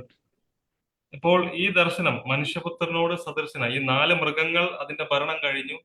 ഇപ്പോൾ ആശ്വാസമുള്ള ഒരു ദർശനം വരികയാണ്. വളരെ ഭയപ്പെടുത്തുന്ന ഈ 4 മൃഗങ്ങൾ, അതിന്റെ ക്രൂരതകൾ, അതിന് ദൈവം കൊടുത്ത ന്യായവിധി, ഇതിന്റെ ഭയാനക കാഴ്ചകളിൽ നിന്ന് മാറി ആശ്വാസത്തിന്റെയും സന്തോഷത്തിന്റെയും ഒരു കാഴ്ച കാണുകയാണ്. ഇത്രയും കണ്ടത് മൃഗങ്ങളുടെ ചിത്രമാണ്. ഇതാ മനുഷ്യപുത്രനോട് സദൃശനായ ഒരുത്തൻ, ഈ പുരാതനനായ നിത്യനായ പണ്ടേയുള്ള ഈ മഹാദൈവത്തിന്റെ കയ്യിൽ നിന്ന് അധികാരം വാങ്ങുകയാണ്. മുഴുഭൂമിയുടെയും അധികാരം ഈ മനുഷ്യപുത്രന് സദൃശനായവന് ലഭിക്കുകയാണ്. എന്നിട്ട് പറയുകയാണ്, നേരത്തെ ഉള്ള മൃഗങ്ങളെ പോലെ ഒന്നിനു ശേഷം ഒന്ന് ഇങ്ങനെ മാറി മറിഞ്ഞു വന്നതുപോലെ എല്ലാ മൃഗങ്ങളുടെ ഈ മുന്നേ പറഞ്ഞ 4 മൃഗങ്ങൾക്കും ആരംഭവും ഉണ്ടായിരുന്നു, അവസാനവും ഉണ്ടായിരുന്നു. അവയെ ദൈവം ന്യായം വിധിച്ചു. മനുഷ്യപുത്രന് സദൃശനായുള്ളവന് ലഭിക്കുന്ന രാജ്യത്വം, ആ ലോകത്തിന്റെയും രാജ്യത്വം, അത് ഒരിക്കലും അവസാനിക്കുകയില്ല എന്ന് പറഞ്ഞുകൊണ്ടാണ് ഈ ദർശനം അവസാനിക്കുന്നത്. ദാനിയേലിന് ഒന്നും മനസ്സിലായില്ല. അതുകൊണ്ട് 7:15 ദാനിയേൽ ചോദിക്കുകയാണ്, ദാനിയേൽ എന്ന ഞാനോ, 7:15 മുതൽ വായിക്കുമ്പോൾ, ദാനിയേൽ എന്ന ഞാനോ, എന്റെ ഉള്ളിൽ എന്റെ മനസ്സ് വ്യസനിച്ചു. ദാനിയേൽ ഈ സ്വപ്നം വളരെ വലിയ വിഷമമുണ്ടാക്കി. എനിക്കുണ്ടായ ദർശനങ്ങളാൽ ഞാൻ പരവശനായി. ഞാൻ അരികെ നിൽക്കുന്നവരിൽ ഒരുത്തന്റെ അടുക്കൽ ചെന്ന്, അരികെ നിൽക്കുന്നവർ എന്ന് പറഞ്ഞാൽ ഈ ന്യായാധിപ സഭയിൽ സിംഹാസനത്തിന് മുമ്പാകെ 1000 10,000 സേവകരുണ്ടെന്ന് പറയുന്നു, ദൂതന്മാർ. അവരിൽ ഒരാളോട്. അപ്പോൾ ഞാൻ നേരത്തെ പറഞ്ഞതുപോലെ ദാനിയേലിന്റെ പുസ്തകത്തിന്റെ പ്രത്യേകതയാണ്, ദൂതന്മാരാണ് അർത്ഥങ്ങളും ദൈവിക പദ്ധതികളും ദാനിയേലിനോട് അറിയിക്കുന്നത്. വെളിപ്പാടിലും ഏറെക്കുറെ അങ്ങനെ തന്നെയാണ്. അത് ഒരു പ്രത്യേക തരം പുസ്തകമാണിത്. ഈ നമ്മൾ തിയോളജി ലാംഗ്വേജിൽ അപ്പോകലിപ്റ്റിക് ലിറ്ററേച്ചർ എന്ന് പറയും. അപ്പോൾ ദൈവത്തിന്റെ പദ്ധതികളെ മറനീക്കി കാണിക്കുകയാണ്. പക്ഷേ അത് വ്യത്യസ്തമായിട്ടുള്ള പലവിധമായിട്ട് നമ്മൾ സാധാരണ നിലയിൽ കണ്ടിട്ടില്ലാത്ത കാഴ്ചകളും ചിഹ്നങ്ങളും ഉപയോഗിച്ചുകൊണ്ടാണ് ഈ സ്വപ്നം അറിയിക്കുന്നത്. അത് വിവരിച്ചു തരുവാൻ ഒരു ദൂതനെയും ദൈവം നിയോഗിക്കുന്നു. അപ്പോൾ അങ്ങനെയാണ് ഈ സ്വപ്നങ്ങളുടെ അർത്ഥം ദാനിയേലിന് ലഭിക്കുന്നത്. 15 ദാനിയേൽ വിഷമിക്കുകയാണ്. ഈ കണ്ടത് എന്താണ് എന്ന് മനസ്സിലാകുന്നില്ല. ആ ഭയാനകമായ കാഴ്ച, അതിനുശേഷം കണ്ട ആ മനുഷ്യപുത്രന്റെ ദർശനം, ഇതെല്ലാം എന്താണ്, എങ്ങനെയാണ് എന്നൊന്നും ദാനിയേലിനൊന്നും മനസ്സിലായില്ല. അപ്പോൾ അവിടെ എഴുതിയിരിക്കുകയാണ്, ദാനിയേൽ എന്ന ഞാനോ, എന്റെ ഉള്ളിൽ എന്റെ മനസ്സ് വ്യസനിച്ചു. എനിക്കുണ്ടായ ദർശനങ്ങളാൽ ഞാൻ പരവശനായി. ഞാൻ അരികെ നിൽക്കുന്നവരിൽ ഒരുത്തന്റെ അടുക്കൽ ചെന്ന് അവനോട് ഈ എല്ലാത്തിന്റെയും സാരം ചോദിച്ചു. അപ്പൊ ദൂതനോട് അർത്ഥം ചോദിക്കുകയാണ്. അവൻ കാര്യങ്ങളുടെ അർത്ഥം പറഞ്ഞു തന്നു. ആ 4 മഹാമൃഗങ്ങൾ ഭൂമിയിൽ ഉണ്ടാകുവാനിരിക്കുന്ന 4 രാജാക്കന്മാരാകുന്നു. എന്നാൽ അത്യുന്നതനായവന്റെ വിശുദ്ധന്മാർ രാജ്യത്വം പ്രാപിച്ച് എന്നേക്കും സദാകാലത്തേക്കും രാജ്യത്വം അനുഭവിക്കും.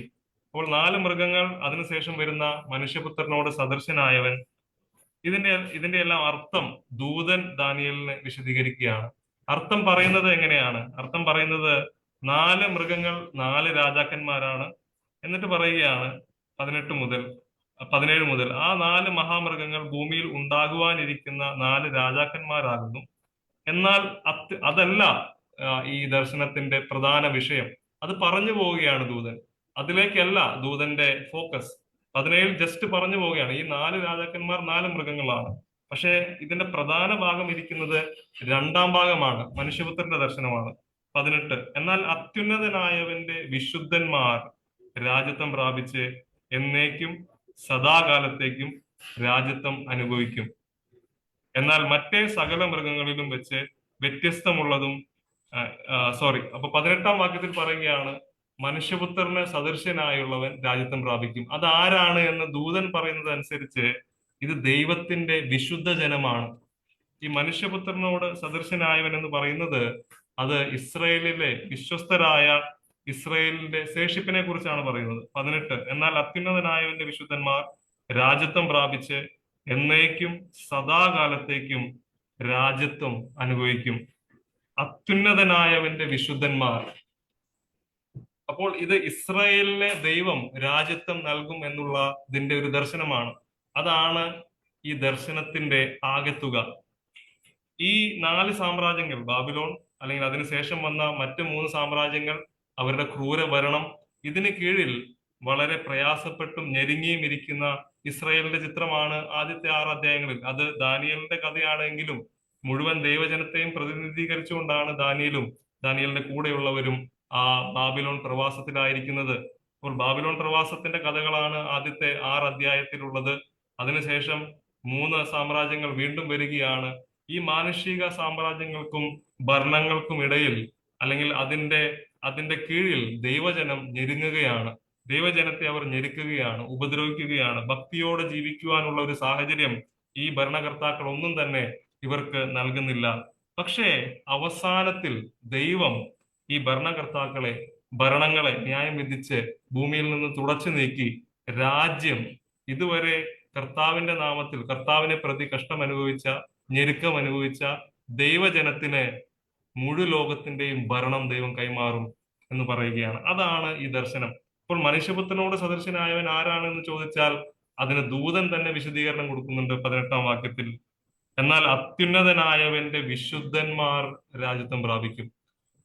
അപ്പോൾ 4 മൃഗങ്ങൾ ഓരോ ഭരണകർത്താക്കളും അല്ലെങ്കിൽ ഓരോ സാമ്രാജ്യങ്ങളും അതിൽ വരുന്ന ഭരണകർത്താക്കളും ആയിരുന്നുവെങ്കിൽ മനുഷ്യപുത്രൻ എന്ന് പറയുന്നത് ഒരു മനുഷ്യനല്ല.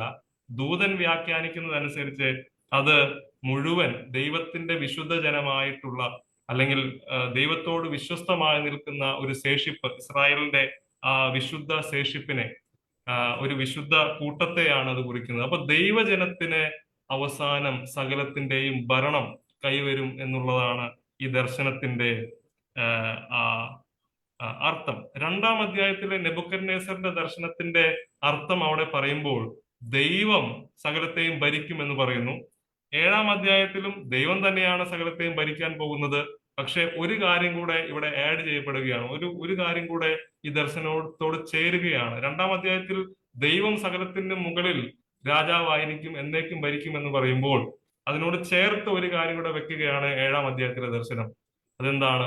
ദൈവത്തോടുകൂടെ ദൈവജനവും മുഴുഭൂമിയെയും ഭരിക്കും. അപ്പോൾ ദൈവത്തോടുകൂടെ തന്റെ വിശുദ്ധരും ഭരിക്കും എന്നുള്ള ആ വാക്യം നമ്മൾ വെളിപ്പാട് പുസ്തകത്തിലെ ഓരോ സഭകൾക്കുള്ള 7 സഭകൾക്കുള്ള ദൂത് നമ്മൾ ഓരോ ക്ലാസ്സുകളായിട്ട് സെപ്പറേറ്റ് ആയിട്ട് നമ്മൾ ചിന്തിച്ചതാണ്. അതിൽ ഒരു സഭയ്ക്കുള്ള ദൂതിൽ ഇങ്ങനെയാണ് പറയുന്നത്: ജയിക്കുന്നവൻ എന്നോടുകൂടെ എന്റെ സിംഹാസനത്തിൽ ഇരുന്ന് ഭരിക്കും എന്ന് പറയുകയാണ്. അപ്പോൾ കർത്താവിന്റെ സിംഹാസനത്തിൽ ജയിക്കുന്നവൻ ഇരിക്കും എന്ന് പറയുന്നുണ്ട്. ദൈവജനത്തിനെ ദൈവത്തോടുകൂടെ ഒരു ഭാവിയിൽ ഒരു ഭരണം, ദൈവത്തിന്റെ സിംഹാസനത്തിൽ അല്ലെങ്കിൽ ദൈവത്തിന്റെ ഭരണത്തിൽ ദൈവജനത്തിന് പങ്കുണ്ട് എന്ന് ബൈബിളിൽ ഉടനീളം നമ്മൾ കാണുകയാണ്. അപ്പോൾ മനുഷ്യപുത്രനോട് സദൃശനായവൻ അത് ഇസ്രായേലിനെ കുറിക്കുകയാണ്. ഇനി തുടർന്ന് മുന്നോട്ട് പോകുമ്പോഴും ഇതേ അർത്ഥം വീണ്ടും ദൂതൻ ആവർത്തിക്കുന്നുണ്ട്.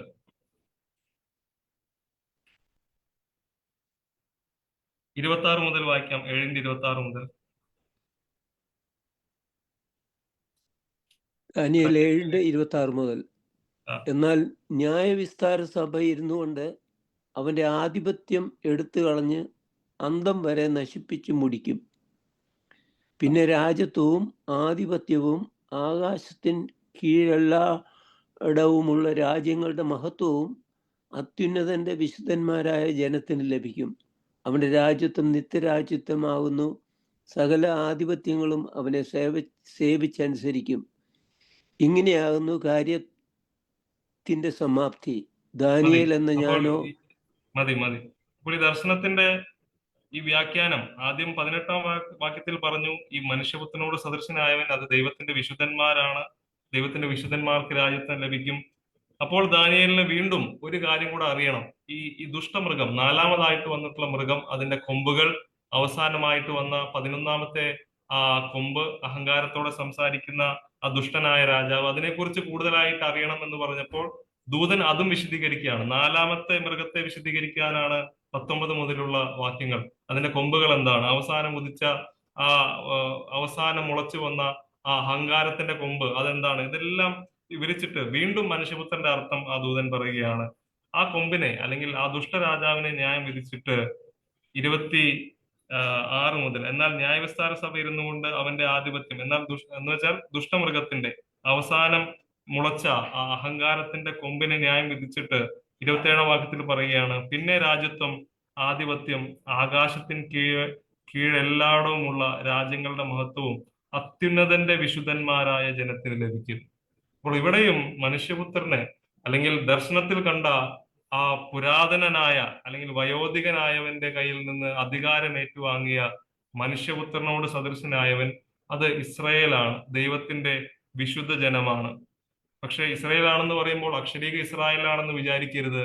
പുതിയ നിയമ ഇസ്രായേൽ എന്ന് പറയുന്നത് ക്രിസ്തുവിലുള്ളവരാണ്. ക്രിസ്തുവിൽ വിശ്വസിക്കുന്ന യഹൂദനായിക്കോട്ടെ, യവനനായിക്കോട്ടെ, ദാസനായിക്കോട്ടെ, യജമാനനായിക്കോട്ടെ, സ്ത്രീ ആയിക്കോട്ടെ, പുരുഷനായിക്കോട്ടെ, അവരാണ് ദൈവത്തിന്റെ പുതിയ ഇസ്രായേൽ.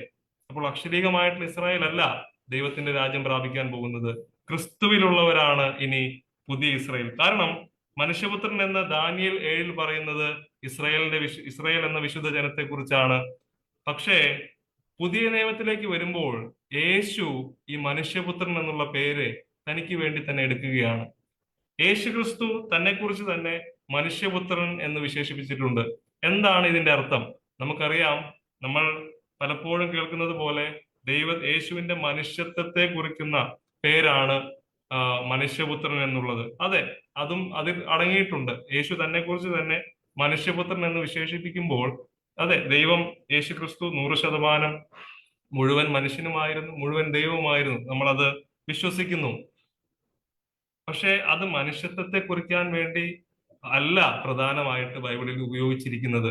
യേശു ക്രിസ്തു തന്നെ മനുഷ്യപുത്രൻ എന്ന് വിളിച്ചപ്പോൾ ദാനിയേൽ 7:13 14 കാണുന്ന പുരാതനനായവനിൽ നിന്ന് സകല ലോകത്തിന്റെയും അധികാരമേൽക്കാൻ പോകുന്നവനാണ് താൻ എന്നാണ് യേശു ക്രിസ്തു പറഞ്ഞത്. അപ്പോൾ വെറും ഒരു മനുഷ്യനാണ് താൻ എന്ന് വിശേഷിപ്പിക്കാനല്ല യേശു ക്രിസ്തു മിക്ക സന്ദർഭങ്ങളിലും മനുഷ്യപുത്രൻ എന്ന് പറഞ്ഞുകൊണ്ട് പല കാര്യങ്ങളും പറഞ്ഞത്. മറിച്ച് ഇസ്രായേലിന്റെ പ്രതിനിധിയായിട്ട്, ഇസ്രായേൽ ദൈവത്തിന്റെ പദ്ധതികൾ നിറവേറ്റുന്നതിൽ, ദൈവത്തിന് ഒരു വിശേഷ ജനമായിരിക്കുന്നതിൽ പരാജയപ്പെട്ടു. അതുകൊണ്ട് പ്രവചനങ്ങളിൽ പറയുന്നത് പോലെ, പ്രവചനങ്ങളിൽ ഇസ്രായേലിനെ മുന്തിരിവള്ളിയായിട്ട് പറഞ്ഞിട്ടുണ്ട്. യശയാ പ്രവചനം 5-ാം അധ്യായത്തിൽ ദൈവം പറയുന്നുണ്ട്, ഒരു വിശേഷ മുന്തിരിവള്ളി ദൈവം നടുകയാണ്, ഒരു നല്ലൊരു തോട്ടമുണ്ടാക്കി ഒരു നല്ല മുന്തിരിവള്ളി, ഒരു വിശേഷ മുന്തിരിവള്ളി അവിടെ നടുകയാണ്. ആ മുന്തിരിവള്ളി വളരാൻ വേണ്ട എല്ലാ സാഹചര്യങ്ങളും ദൈവം ഉണ്ടാക്കി കൊടുത്തു. പക്ഷെ കായ്ച്ചത് കാട്ടുമുന്തിരിയാണെന്ന് പറയുകയാണ്. അപ്പോൾ പറയുകയാണ്, ഈ തോട്ടത്തെ ഞാൻ പൊളിച്ചു കളയും, അതിനെ നശിപ്പിക്കുമെന്നെല്ലാം പറയുകയാണ്. എന്നിട്ട് 53-ാം അധ്യായത്തിൽ യശയ്യാവിന്റെ 5-ൽ ഈ തോട്ടത്തെ ഞാൻ പൊളിച്ചു കളയുമെന്ന് പറഞ്ഞിട്ട് മശിഹയെ കുറിച്ച്, രക്ഷകനെ കുറിച്ച് പറയുമ്പോൾ 53-ൽ ദൈവത്തിന്റെ ദാസൻ, ദൈവത്തിന്റെ പദ്ധതി എല്ലാം നിവർത്തിക്കുവാൻ വരുന്ന ആ ദാസനെ കുറിച്ച് പറയുമ്പോൾ അവൻ വരണ്ട നിലത്ത് നിന്ന് വേർമുളയ്ക്കുന്നത് പോലെ, ഇസ്രായേൽ ഒരു വരണ്ട നിലമായി. ദൈവം അവരെ വിളിച്ച വിളിയും ദൈവം അവർക്ക് നൽകിയ ആ സ്ഥാനവും അവർ കാത്തുകൊണ്ടില്ല. ലോകത്തിന് വെളിച്ചമായിരിക്കുവാൻ അവരെ വിളിച്ചു, അവർ ലോകത്തെക്കാളും ഇരുട്ടായി. അപ്പോൾ ദൈവം അവരെ വിളിച്ച ആ വിളിയും തിരഞ്ഞെടുപ്പും, അവരെ രാജകീയ പുരോഹിതന്മാരായി വിളിച്ചു, പക്ഷെ അവർ അത് നിറവേറ്റിയില്ല.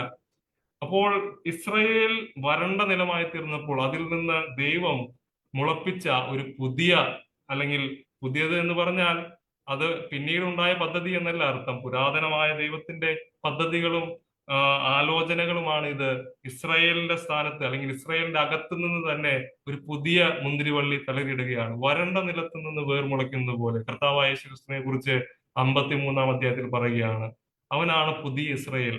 ദൈവം ഇസ്രായേലിന് വീണ്ടും ഒരു ആരംഭം കുറിക്കുകയാണ്. 11-ാം അധ്യായം യെശയ്യാ പ്രവചനത്തിൽ ഈശായുടെ കുറ്റിയിൽ നിന്ന് ഒരു മുള പൊട്ടി പുറപ്പെടും. അപ്പോൾ ഈശായുടെ കുറ്റിയെ കുറിച്ച് പറയുകയാണ്, അത് വെട്ടിപ്പോയ ഒരു മരം പോലെയാണ്. എന്ന് വെച്ചാൽ യഹൂദ രാജാക്കന്മാർ, ഈശായുടെ കുറ്റി എന്ന് പറയുന്നത് ദാവീദ് മുതൽ ഇങ്ങോട്ടുള്ള യഹൂദ രാജാക്കന്മാരെ കുറിച്ചാണ് പറയുന്നത്. ഒന്നിനു പുറകെ ഒന്നായി ദുഷ്ടതയും പാപവും ചെയ്ത് ദൈവം അവരെ പ്രവാസത്തിലേക്ക് അയക്കുമ്പോൾ വെട്ടിയ മരം പോലെയായി യഹൂദ രാജ്യത്വം. പക്ഷേ ഈശായുടെ ആ കുറ്റിയിൽ നിന്ന്, ആ മരം വെട്ടി ഒരു കുറ്റിയായി ശേഷിക്കുന്നത് പോലെ, ആ കുറ്റിയിൽ നിന്ന് ഒരു പുതിയ തളിർ പുറപ്പെടുകയാണ്. അതാണ് കർത്താവായ യേശു ക്രിസ്തു. ഇസ്രായേലിന് വേണ്ടി പഴയ നിയമത്തിൽ എന്തെല്ലാം വിശേഷണങ്ങൾ ഉപയോഗിച്ചിട്ടുണ്ടോ അത് യേശു ക്രിസ്തു സ്വയം എടുക്കുന്നതായിട്ട് നമ്മൾ കാണുന്നുണ്ട്. അതിലൊരു ഉദാഹരണമാണ് മനുഷ്യപുത്രൻ എന്നുള്ള വിശേഷണം. ഇനി മറ്റുള്ള വിശേഷണങ്ങൾ, ഇസ്രായേലിനെ മുന്തിരിവള്ളിയായിട്ട് പറയുമ്പോൾ യേശു യോഹന്നാൻ 15-ൽ പറയാണ്, സാക്ഷാൽ മുന്തിരിവള്ളി അത് യേശു ആണെന്ന് പറയുകയാണ്. ലോകത്തിന്റെ വെളിച്ചം എന്ന് ഇസ്രായേലിനെ കുറിച്ച് യെശയ്യാ പ്രവചനം 45-ൽ പറയുമ്പോൾ ഞാൻ ലോകത്തിന്റെ വെളിച്ചമാകുന്ന യേശു ക്രിസ്തു പറയുകയാണ്. ഇസ്രായേലിന് ദൈവം കൊടുത്തിട്ടുള്ള വിളിയും തിരഞ്ഞെടുപ്പും പദവിയും ദൈവിക ഉദ്ദേശങ്ങളും അത് യേശു തന്നിൽ തന്നെ അനാവരണം ചെയ്യുകയാണ്. ഇസ്രയേലിന്റെ യഥാർത്ഥ സാക്ഷാൽ ഇസ്രയേലിനായിട്ട്, അല്ലെങ്കിൽ ഒരു പുതിയ ഇസ്രായേലിന് ദൈവം യേശുക്രിസ്തുവിൽ, അല്ലെങ്കിൽ ഒരു പുതിയ സൃഷ്ടിക്ക് യേശുക്രിസ്തുവിൽ ദൈവം ആരംഭം കുറിക്കുകയാണ്. അപ്പോൾ പുതിയ ഇനത്തിൽ വരുമ്പോൾ ഈ മനുഷ്യപുത്രൻ യേശുവാണ്. യേശു മാത്രമല്ല, യേശുവിൽ വിശ്വസിക്കുന്നവരുമാണ് ഈ മനുഷ്യപുത്രൻ. അപ്പോൾ യേശുക്രിസ്തു പറഞ്ഞു, ഞാനാ മനുഷ്യപുത്രൻ മേഘങ്ങളിൽ വരുന്നത് കാണുമെന്ന് പലയിടങ്ങളിൽ പറയുന്നുണ്ട്. അത് ഈ ദാനിയേലിന്റെ ദർശനത്തെയാണ് ഉദ്ദേശിക്കുന്നത്. ഇവിടെയും മേഘങ്ങളിൽ ഈ മനുഷ്യപുത്രനോട് സദൃശനായവൻ വന്ന് വയോധികനിൽ നിന്ന്, അല്ലെങ്കിൽ പുരാതനനായവനിൽ നിന്ന് അധികാരങ്ങളെ പ്രാപിക്കുന്നതായിട്ട് കാണുന്നുണ്ട്. മേഘങ്ങളിൽ വരുന്ന മനുഷ്യപുത്രനോട് സദൃശനായവൻ, ഇത് ന്യായാധിപ സഭകളുടെ മുമ്പിൽ പറഞ്ഞതിനാണ് യേശുക്രിസ്തുവിന് നേരെ ഈ മഹാപുരോഹിതന്മാർ കോപിക്കുന്നത്. കാരണം ഇസ്രയേലിന് അധികാരം കിട്ടുമെന്ന് പറയുമ്പോൾ ഒരു കൂട്ടം വിശ്വസിച്ചിരുന്നു അത് മശിഹയാണ്, ഇസ്രയേലിന്റെ മശിഹയാണ് ഈ അധികാരങ്ങൾ വാങ്ങാൻ പോകുന്നത്, അത് താനാണ് എന്ന് പറയുമ്പോൾ, യേശു ആണെന്ന് പറയുമ്പോൾ, ഈ തച്ചന്റെ മകനാണോ, അല്ലെങ്കിൽ ഇവർ ന്യായം വിധിച്ച് കൊല്ലാൻ പോകുന്ന ഇവനാണോ പുരാതനനായ മഹാദൈവത്തിൽ നിന്ന് അധികാരം പ്രാപിക്കാൻ പോകുന്നത്, ദൈവത്തോട് തുല്യനാക്കുന്ന ദൈവത്തിന്റെ അധികാരി? അപ്പോൾ ഇതെല്ലാം കേട്ടുകൊണ്ടാണ് ഈ മഹാപുരോഹിതന്മാർക്ക് ദേഷ്യം വന്നത്. യേശുക്രിസ്തു തന്നെ മനുഷ്യപുത്രൻ എന്ന് പറഞ്ഞുകൊണ്ട് പറയുന്ന ഈ ചില വാക്യങ്ങൾ നമുക്കൊന്ന് വായിക്കാം. മത്തായിയുടെ സുവിശേഷം 26:64. മത്തായിയുടെ സുവിശേഷം 26:64.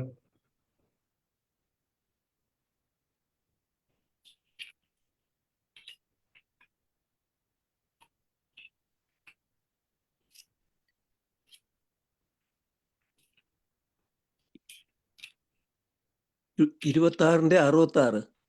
64. മത്തായി സുവിശേഷം 26:64. യേശു അവനോട്, ഞാനാകുന്നു, ഇനി മനുഷ്യപുത്രൻ സർവശക്തന്റെ വലതുഭാഗത്തിരിക്കുന്നതും മേഘങ്ങളെ വാഹനമാക്കി വരുന്നതും നിങ്ങൾ കാണും എന്ന് ഞാൻ പറയുന്നു എന്ന് പറഞ്ഞു. അപ്പോൾ ഇവിടെ മഹാപുരോഹിതന് മുമ്പിൽ ചോദ്യങ്ങൾക്ക് ഉത്തരം നൽകുമ്പോൾ യേശു പറയുകയാണ്, യേശു അവനോട്, ഞാനാകുന്നു, ഇനി മനുഷ്യപുത്രൻ സർവശക്തന്റെ വലത്തുഭാഗത്തിരിക്കുന്നതും മേഘങ്ങളെ വാഹനമാക്കി വരുന്നതും നിങ്ങൾ കാണുമെന്ന് ഞാൻ പറയുന്നു എന്ന് പറഞ്ഞു. അപ്പോൾ ഇത് വെറുതെ കർത്താവ് രണ്ടാമത് വരും എന്ന് മാത്രം കുറിക്കുന്ന ഒരു വാക്കല്ല. അതെ, അതും ഇതിന്റെ പ്രധാന വിഷയമാണ്. കർത്താവ് വീണ്ടും വരും. പക്ഷേ ആകാശമേഘങ്ങളെ വാഹനമാക്കി വരും, സർവശക്തന്റെ വലത്തുഭാഗത്ത് ഇരിക്കുമെന്നെല്ലാം പറയുന്നത് ദാനിയേലിന്റെ ദർശനത്തിൽ കണ്ട ആ മഹാ അന്ത്യത്തെ കുറിച്ചാണ്. ഈ ഭൂമിയിലെ സകല രാജാക്കന്മാരെയും ന്യായം വിധിച്ച് കർത്താവായ യേശുക്രിസ്തു ഭരണം ഏറ്റെടുക്കും എന്നാണ് പറയുന്നത്. അത് യേശുവാണ് എന്ന് പറയുമ്പോൾ മഹാപുരോഹിതന്മാർക്ക് ഒരിക്കലും അംഗീകരിക്കാൻ കഴിയുകയില്ല. അപ്പോൾ അതാണ് യേശുവിനോടുള്ള ദേഷ്യം കൂടാനായിട്ടുള്ള കാരണം. ഇവർ കാത്തിരിക്കുന്ന ആ ശുഭഭാവി യേശുക്രിസ്തുവിലൂടെയാണ് വരുന്നത് എന്ന് ഒരിക്കലും യഹൂദന്മാർക്ക്, അല്ലെങ്കിൽ യേശുവിനെ എതിർത്ത കൂട്ടർക്ക് ഒരിക്കലും അംഗീകരിക്കാൻ കഴിയുകയില്ല. അപ്പോൾ നിങ്ങൾ കാണുമെന്ന് പറയുകയാണ്, സർവശക്തന്റെ വലത്തുഭാഗത്ത് മനുഷ്യപുത്രൻ ഇരിക്കുന്നതും ആകാശമേഘങ്ങളെ വാഹനമാക്കി വരുന്നതും. ഇത് ദാനിയേലിന്റെ ദർശനത്തിൽ നിന്ന് യേശുക്രിസ്തു പറയുന്നതാണ് തന്നെ കുറിച്ച് തന്നെ. അപ്പോൾ യേശുക്രിസ്തു പറയുന്നതിന്റെ ചുരുക്കം ഇതാണ്: ദാനിയേൽ തന്റെ ദർശനങ്ങളിൽ കണ്ട ആ മനുഷ്യപുത്രനോട് സദൃശനായവൻ അത് ഞാനാണ്. ഈ സകല ലോകത്തിന്റെയും അധികാരിയായി എന്നേക്കും രാജാവായിരിക്കാൻ പോകുന്നവൻ ഞാനാണ് എന്നാണ് പറയുന്നത്. അത് വ്യക്തമായിട്ട് മഹാപുരോഹിതനും ചുറ്റുമുള്ള പരീശന്മാർക്കും ശാസ്ത്രിമാർക്കും മനസ്സിലായി. ഇനി ഇതേ കാര്യം തന്നെ മറ്റു സുവിശേഷങ്ങളിലുമുണ്ട്. മർക്കോസിന്റെ സുവിശേഷം 14:61-62. മർക്കോസിന്റെ സുവിശേഷം 14:61-62 വായിക്കാം.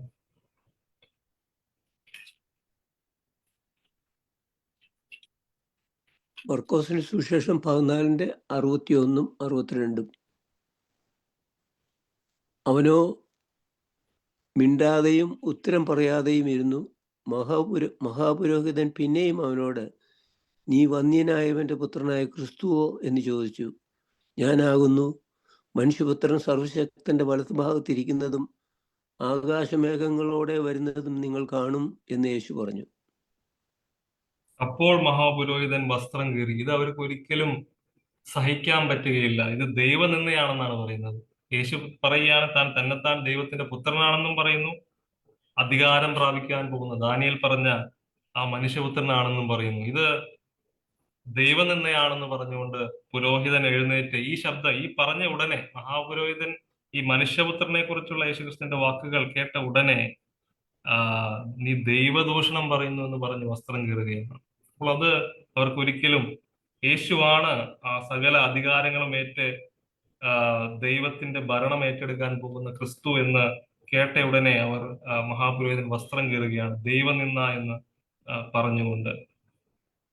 ഇനി കർത്താവ് യേശു ക്രിസ്തു ഭൂമിയിൽ നിന്ന് എടുക്കപ്പെടുന്നതും മേഘങ്ങളിൽ എടുക്കപ്പെട്ടു എന്നാണ് പറയുന്നത്. ശിഷ്യന്മാരിൽ നിന്ന് മറയുന്നത് മേഘങ്ങളാണ് അവനെ മറയ്ക്കുന്നത്. അപ്പോൾ യേശു ക്രിസ്തുവിന്റെ ഈ മഹത്വത്തിന്റെ കാഴ്ചയിൽ എപ്പോഴും ഈ മേഘത്തിന്റെ സാന്നിധ്യം, മേഘം എപ്പോഴും ദൈവത്തിന്റെ സാന്നിധ്യത്തെ കുറിക്കുന്നതാണ്. പഴയ നിയമത്തിൽ എവിടെയെല്ലാം ദൈവ സാന്നിധ്യത്തോടുകൂടെ മേഘത്തെ കുറിച്ച് പറയുന്നു, അത് ദൈവത്തിന്റെ സാന്നിധ്യവും മഹത്വത്തെയും കുറിക്കുന്ന ഒരു കാര്യമാണ്. സമാപന കൂടാരത്തിൽ മേഘം നിറയുന്നത് കാണുന്നുണ്ട് ദൈവ സാന്നിധ്യത്തിന്റെ കാഴ്ചയായിട്ട്.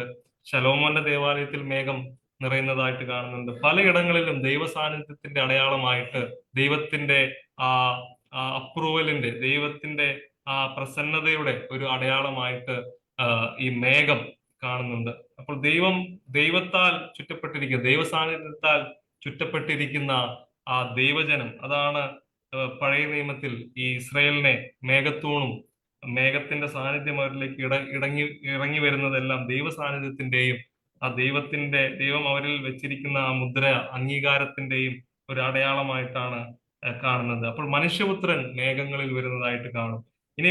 ഇനി പൗലോസ് ദൈവജനം എടുക്കപ്പെടുന്നതിനെ കുറിച്ച് പറയുമ്പോഴും നാം മേഘങ്ങളിൽ എടുക്കപ്പെടുമെന്നാണ് പറയുന്നത്. ക്രിസ്തുവിനെ എതിരേൽക്കാൻ, അത് വായിക്കേണ്ട, നമുക്ക് അറിയുന്ന വാക്യമാണ്. 1 തെസ്സലോനിക്ക ലേഖനം 4-ാം അധ്യായം 16 മുതൽ ക്രിസ്തുവിനെ എതിരേൽക്കാൻ ദൈവജനം മേഘങ്ങളിൽ എടുക്കപ്പെടും. അപ്പോൾ ഈ മേഘങ്ങളിൽ വരുന്ന ദൈവപുത്രൻ സർവശക്തന്റെ വലത്തുഭാഗത്ത് അധികാരങ്ങളെ പ്രാപിച്ച് മേഘങ്ങളിൽ വരുന്ന ഈ മനുഷ്യപുത്രനോട് സദൃശനായവൻ കർത്താവായ യേശുക്രിസ്തുവാണ്. പക്ഷേ നമ്മുടെ ഇന്നത്തെ സന്ദേശത്തിന്റെ ആ മുഖ്യ സന്ദേശം എന്ന് പറഞ്ഞാൽ അത് ക്രിസ്തുവിൽ ഒതുങ്ങി നിൽക്കുന്നതല്ല, ഈ മനുഷ്യപുത്രനിൽ നമ്മളും ഉൾപ്പെടുന്നു. ദാനിയേൽ കണ്ട ദർശനത്തിന്റെ അർത്ഥം എന്തായിരുന്നു? ദൂതൻ പറഞ്ഞത് അത് ദൈവത്തിന്റെ വിശുദ്ധ ജനമാണ് എന്നതാണ്. യേശുക്രിസ്തു പറഞ്ഞു അതെ, അത് ഞാനാണ്. പക്ഷെ അത് യേശുക്രിസ്തുവിനോടുകൂടെ ആ മനുഷ്യപുത്രന്റെ ദർശനം അവസാനിക്കുന്നില്ല, അതിന്റെ അർത്ഥം അവസാനിക്കുന്നില്ല. ആരാണ് ഈ മനുഷ്യപുത്രനോട് സദൃശനായവൻ? പിതാവായ ദൈവത്തിൽ നിന്ന് അധികാരമേറ്റ് മുഴു ലോകവും എന്നേക്കും ഭരിക്കാൻ പോകുന്ന ഈ മനുഷ്യപുത്രൻ ആരാണ്? അത് കർത്താവായ യേശുക്രിസ്തുവാണ്. പക്ഷെ അവിടെ കൊണ്ട് തീരുന്നില്ല, ക്രിസ്തുവും ക്രിസ്തുവിലുള്ളവരുമാണ് വാഴാൻ പോകുന്നത്. അതാണ് നമുക്കുള്ള ആശ. ഈ ഭൂമി, ഇതിന്റെ ഭരണങ്ങൾ, ഇതെല്ലാം അവസാനിക്കുന്ന ഒരു കാലമുണ്ട്. അത് സ്വയമേ അവസാനിക്കുകയല്ല, ദൈവം ഒരു സമയം വെച്ചിട്ടുണ്ട്. അന്ന് ദൈവം തന്റെ ന്യായാസനം ഇടും. തന്റെ ന്യായാധിപ സഭയെ ദൈവം വിളിച്ചു കൂട്ടും.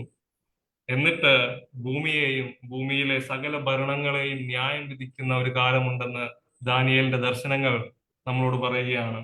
എന്നിട്ട് അവസാനം ക്രിസ്തുവും ക്രിസ്തുവിലുള്ളവരും ആ ഭരണം ഏറ്റെടുക്കും. എന്നേക്കും ആ ഭരണത്തിന് അവസാനമില്ല എന്നാണ് ദാനിയേലിന്റെ ദർശനത്തിൽ പറയുന്നത്.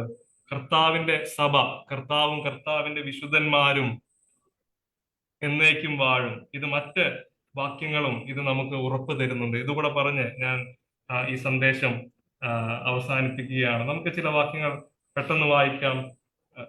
2 തിമോത്തിയോസിന്റെ ലേഖനം 2-ാം അധ്യായം 12-ാം വാക്യം. 2 തിമോത്തിയോസ് 2-ാം അധ്യായം 12-ാം വാക്യം. 2 തിമോത്തി 2:12. നാം തള്ളിപ്പറയും എങ്കിൽ അവൻ നമ്മെയും തള്ളിപ്പറയും. തുടർന്ന് വായിക്കാം. നാം അവിശ്വസ്തരായി തീർന്നാലും അവൻ വിശ്വസ്തനായി പാർക്കുന്നു, തന്റെ സ്വഭാവം ത്യജിപ്പാൻ അവന് കഴിയുകയില്ലല്ലോ. ഈ വചനം വിശ്വാസയോഗ്യമാണ്. സഹിക്കുന്നുവെങ്കിൽ കൂടെ വാഴും.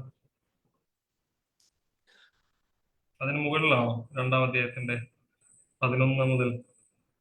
നാം സഹിക്കുന്നുവെങ്കിൽ കൂടെ വാഴും. നാം അവനോടുകൂടെ മരിച്ചുവെങ്കിൽ കൂടെ ജീവിക്കും, സഹിക്കുന്നുവെങ്കിൽ കൂടെ വാഴും. അപ്പോൾ പറയുകയാണ്, പൗലോസ് പറയുകയാണ്, നാം സഹിക്കുന്നുവെങ്കിൽ, ഈ ഭൂമിയിൽ നാം സഹിക്കുന്നുവെങ്കിൽ, വളരെ ക്ഷമയോടെ ദൈവത്തെ അനുസരിച്ച് ദൈവത്തിന് വിരുദ്ധമായ ഈ ഭരണമുള്ള ഈ ഭൂമിയിൽ ക്ഷമയോടെ സഹിച്ച് നാം കർത്താവിനോട് കൂടെ കഷ്ടം അനുഭവിക്കുമെങ്കിൽ കർത്താവിനോട് കൂടെ വാഴും. എന്ന് വെച്ചാൽ കർത്താവ് രാജാവായിരുമ്പോൾ നാം അവനോട് കൂടെ ആ ഭരണത്തിൽ പങ്കുചേരും, വാഴുമെന്ന് പറയുകയാണ്. ഇനി റോമാലേഖനം 8:17, റോമാലേഖനം 8:17.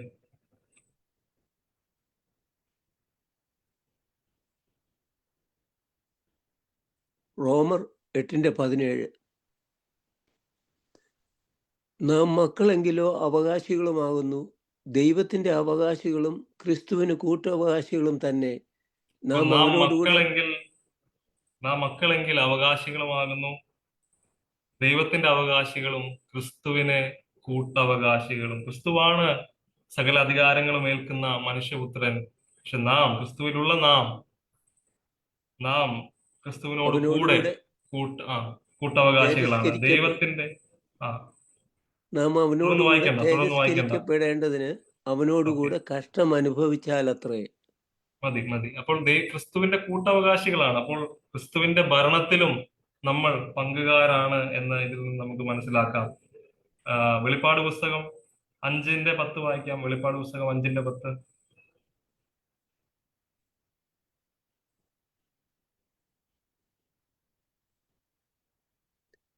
വെളിപ്പാട് 5:10. ഞങ്ങളുടെ ദൈവത്തിന് അവരെ രാജ്യവും പുരോഹിതന്മാരുമാക്കി വെച്ചു, അവർ ഭൂമിയിൽ വാഴുന്നു എന്നൊരു പുതിയ പാട്ട് അവർ പാടുന്നു. അപ്പൊ ഈ ക്രിസ്തുവിനെ അനുഗമിച്ചവരെ കുറിച്ച് പറയുകയാണ്, ദൈവം അവരെ രാജ്യവും പുരോഹിതന്മാരുമാക്കി.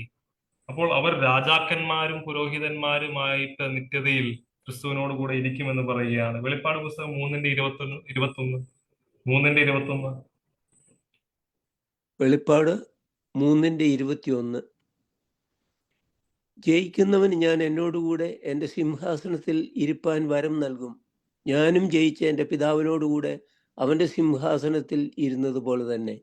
മതി. ഇവിടെ സഭയ്ക്ക് കൊടുക്കുന്ന വാക്തത്വമാണ്, ജയിക്കുന്നവനെ ഞാൻ എന്നോടുകൂടെ എൻ്റെ സിംഹാസനത്തിൽ ഇരിക്കുവാൻ വരം നൽകും. അതിനർത്ഥം കർത്താവിന്റെ ഭരണത്തിൽ അവരും പങ്കുകാരാകും. കർത്താവിനോട് കൂടെ സഭയും ആ ഭരണത്തിൽ പങ്കുകാരാകും, ചേർന്ന് ഭരിക്കും എന്ന് പറയുകയാണ്. വെളിപ്പാട് പുസ്തകം 20:4-6 വരെ. വെളിപ്പാട് പുസ്തകം 20:4-6 വരെ. വെളിപ്പാട് 20:4-6 വരെ. ഞാൻ ന്യായാസനങ്ങളെ കണ്ടു, അവയിൽ ഇരിക്കുന്നവർക്ക് ന്യായവിധിയുടെ അധികാരം കൊടുത്തു. യേശുവിൻ്റെ സാക്ഷ്യവും ദൈവവചനവും നിമിത്തം തല ഛേദിക്കപ്പെട്ടവരും മൃഗത്തെയോ അതിൻ്റെ പ്രതിമയെയോ നമസ്കരിക്കാതിരുന്നവരും നെറ്റിയിലും കൈമേലും അതിൻ്റെ മുദ്ര കൈക്കൊള്ളാതെയിരുന്നവരുമായവരുടെ ആത്മാക്കളെയും ഞാൻ കണ്ടു. അവർ ജീവിച്ച് 1000 ആണ്ട് ക്രിസ്തുവിനോടുകൂടെ വാണു. അപ്പോൾ ഇവിടെ കർത്താവിനെ അനുസരിച്ച് കർത്താവിനോട് വിശ്വസ്തമായിരുന്ന ജനങ്ങൾക്ക് വാഴ്ചയും ന്യായം വിധിക്കുവാനുമുള്ള അധികാരവും ലഭിക്കുകയാണ്. ക്രിസ്തുവിനോടുകൂടെ മനുഷ്യപുത്രൻ എന്നുള്ള അർത്ഥം അത് ക്രിസ്തുവിൽ മാത്രം ഒതുങ്ങുന്നതല്ല. ദാനിയേലിൽ പുരാതനനായ മഹാദൈവത്തിൽ നിന്ന് അധികാരമേൽക്കുന്ന മനുഷ്യപുത്രനോട് സദൃശനായവൻ, ദാനിയേലിന്റെ വ്യാഖ്യാന പ്രകാരം അത് വിശുദ്ധ ഇസ്രയേലാണ്, ഇസ്രയേലിന്റെ വിശുദ്ധ ജനമാണ്.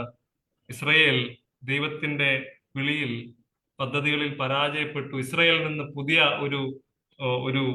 ഒരു മുള പൊട്ടിപ്പുറപ്പെടുകയാണ്. ദൈവം ഒരു പുതിയ ഇസ്രായേലിനെ കൊണ്ടുവരികയാണ്, തന്റെ പുത്രനായ യേശു ക്രിസ്തു. അവിടുന്നാണ് സുവിശേഷങ്ങളിൽ കാണുന്ന, ഈ ദാനിയേലിന്റെ ദർശനങ്ങളിൽ കാണുന്ന മനുഷ്യപുത്രൻ താനാണെന്ന് യേശു ക്രിസ്തു പറയുന്നുണ്ട്. ഇനി അത് അവിടെയും ഒതുങ്ങി നിൽക്കുന്നില്ല. തന്നിൽ വിശ്വസിക്കുന്ന ക്രിസ്തുവാകുന്ന തലയുടെ ശരീരമായ ആ സഭയും ആ ഭരണത്തിൽ പങ്കുകാരാണ്. അതിൽ നാമുമുണ്ട്. കർത്താവായ യേശു ക്രിസ്തുവിൽ വിശ്വസിക്കുന്ന നാം ഈ ഭൂമിയിലും അതിലുള്ളതിലും പ്രത്യാശ വെക്കുന്നതല്ല. ഈ ഭൂമിയും അതിന്റെ ഭരണവും ഒരിക്കലും നമുക്ക് അനുകൂലമല്ല, അല്ലെങ്കിൽ ഒരു ഭക്തിയോടെ ജീവിക്കാൻ പലപ്പോഴും നമുക്ക് അല്ലെങ്കിൽ എല്ലായ്പ്പോഴും അത് നമുക്ക് ഭക്തിയോടെ ജീവിക്കുവാനുള്ള സാഹചര്യങ്ങൾ തരുന്ന ഭൂമിയല്ല. ലോകവും അതിന്റെ മോഹവും ഒഴിഞ്ഞു പോകും. ദൈവേഷ്ടം ചെയ്യുന്നവനോ എന്നേക്കും നിലനിൽക്കും എന്ന് എഴുതിയതുപോലെ ക്രിസ്തുവിനോടുള്ള വിശ്വസ്തതയിൽ നമ്മൾ ജീവിക്കുമെങ്കിൽ, അതെ, നമ്മൾ നമ്മുടെ ഈ ഇവിടങ്ങളിൽ ഇപ്പോൾ അത്ര വലിയ പ്രശ്നങ്ങളില്ല എന്ന് തോന്നിയാലും കർത്താവിന് വേണ്ടി കഷ്ടം അനുഭവിക്കുന്ന, കർത്താവിന്റെ നാമത്തിന് വേണ്ടി വളരെ പ്രയാസം സഹിക്കുന്ന ഒത്തിരി ജനവിഭാഗങ്ങൾ ഭൂമിയുടെ പല ഭാഗങ്ങളിലുമുണ്ട്. ഭരണാധികാരികൾ മാറി മറിയുന്നതനുസരിച്ച് ജനങ്ങളുടെ അവസ്ഥയും ചിലപ്പോൾ അല്പം ആശ്വാസം ലഭിച്ചേക്കാം, പിന്നെ വീണ്ടും പ്രശ്നങ്ങളിലേക്ക് പോകുന്നു. പക്ഷെ ഇതിനെല്ലാം ദൈവം അറുതി വരുത്തി മനുഷ്യപുത്രനെ രാജ്യമേൽപ്പിക്കുന്ന, ഭൂമിയുടെ മുഴുവൻ അധികാരം ഏൽപ്പിക്കുന്ന ഒരു സമയം വരും. അപ്പോൾ നാം അവനോടുകൂടെ വാഴും. ഇതാണ് നമ്മുടെ പ്രത്യാശ. ദൈവവും ദൈവരാജ്യവും, അതാണ് ദാനിയേലിന്റെ വിഷയം. ഇങ്ങനെയുള്ള ഒരു പ്രത്യാശയോടെ ഈ ഭൂമിയും അതിന്റെ മഹത്വത്തിലുമല്ല നമ്മൾ ഒരിക്കലും പ്രതീക്ഷ വെക്കേണ്ടത്. നമ്മളെ കാത്തിരിക്കുന്ന വരുവാനുള്ള ലോകം, ക്രിസ്തുവിനോട് കൂടെയുള്ള ആ വാഴ്ച, അതാണ് നമ്മുടെ ശുഭഭാവി. ഈ വചനങ്ങളാൽ ദൈവം നമ്മെ സഹായിക്കട്ടെ.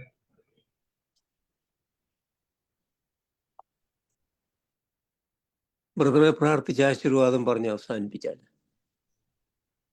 ഞങ്ങളുടെ സ്വർഗീയ പിതാവേ, ദാനിയേലിന്റെ പുസ്തകത്തിൽ നിന്ന് കർത്താവെ ചില കാര്യങ്ങളെ നോക്കുവാൻ ഇടയായി. ദൈവമേ, ഞങ്ങൾ ജീവിക്കുന്ന ഈ ലോകത്തിൽ ഞങ്ങൾക്ക് ആശയില്ല എന്ന് ഞങ്ങൾ അറിയുന്നു. ക്രിസ്തു മാത്രമാണ് ഞങ്ങളുടെ പ്രത്യാശ.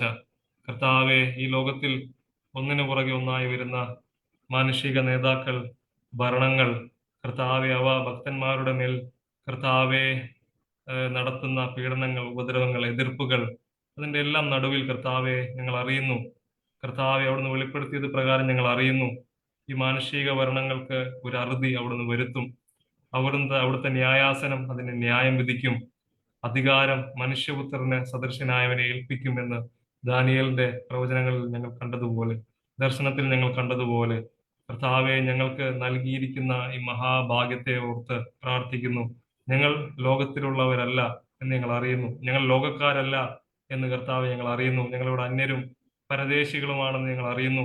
വരുവാനുള്ള ക്രിസ്തുവിന്റെ ആ രാജ്യത്തിന് വേണ്ടി ഞങ്ങൾ പ്രതീക്ഷയോടെ കാത്തിരിക്കുവാൻ അങ്ങനെയുള്ള ഒരു വിശ്വാസവും കർത്താവെ ഹൃദയവും ഞങ്ങൾക്ക് നൽകണമേ. ഈ ഭൂമിയിലുള്ള, ഈ ലോകത്തിൽ മാത്രം പ്രത്യാശ വെക്കുന്നവരായി തീരാതെ കർത്താവെ എല്ലാവിധമായിട്ടുള്ള ലോകമോഹങ്ങളിൽ നിന്നും ഞങ്ങളെ വിടുവിച്ച് കർത്താവെ വരുവാനുള്ള ആ രാജ്യത്തിനായി പ്രത്യാശിക്കുവാൻ ഞങ്ങളെ സഹായിക്കണം. കർത്താവെ, ഞങ്ങൾ അറിയുന്നു അവിടുത്തെ മഹാവാക്തത്വത്തിനെ ഓർത്ത് ഞങ്ങൾ സ്തോത്രം ചെയ്യുന്നു. ക്രിസ്തുവിന് കൂട്ടവകാശികളാക്കി ഞങ്ങളെ തീർത്തനായ സ്തോത്രം. വരുവാനുള്ള ആ നിത്യമായ മഹത്വമേറിയ ദൈവരാജ്യത്തിന്റെ കൂട്ടവകാശികളും കർത്താവെ അവിടെ ക്രിസ്തുവിനോട് കൂടെ വാഴുവാനും ഞങ്ങളെ വിളിച്ചിരിക്കാൻ ഞങ്ങൾ അങ്ങേ നന്ദി പറയുന്നു. അതിനൊത്ത ഒരു ജീവിതം ജീവിപ്പാൻ ഞങ്ങളെ സഹായിക്കണം എന്ന് പ്രാർത്ഥിക്കുന്നു. പ്രാർത്ഥനയാൽ കേട്ടിരിക്കാൻ സ്തോത്രം. യേശുവിന്റെ നാമത്തിൽ തന്നെ ആമേൻ. പിതാവായ ദൈവത്തിന്റെ സ്നേഹവും പുത്രനായ യേശു ക്രിസ്തുവിന്റെ കൃപയും പരിശുദ്ധാത്മാവിന്റെ കൂട്ടായ്മയും സഹവാസവും നമ്മളോട് എല്ലാവരോടും കൂടെ ഇരിക്കുമാറാകട്ടെ. ആമേൻ. ബ്രദർ ഇപ്പോഴും നാട്ടിലാ? ഞാൻ ആലപ്പുഴയിലുണ്ട്, ചേപ്പാട്, ഹരിപ്പാട് അടുത്ത്. ഓക്കെ.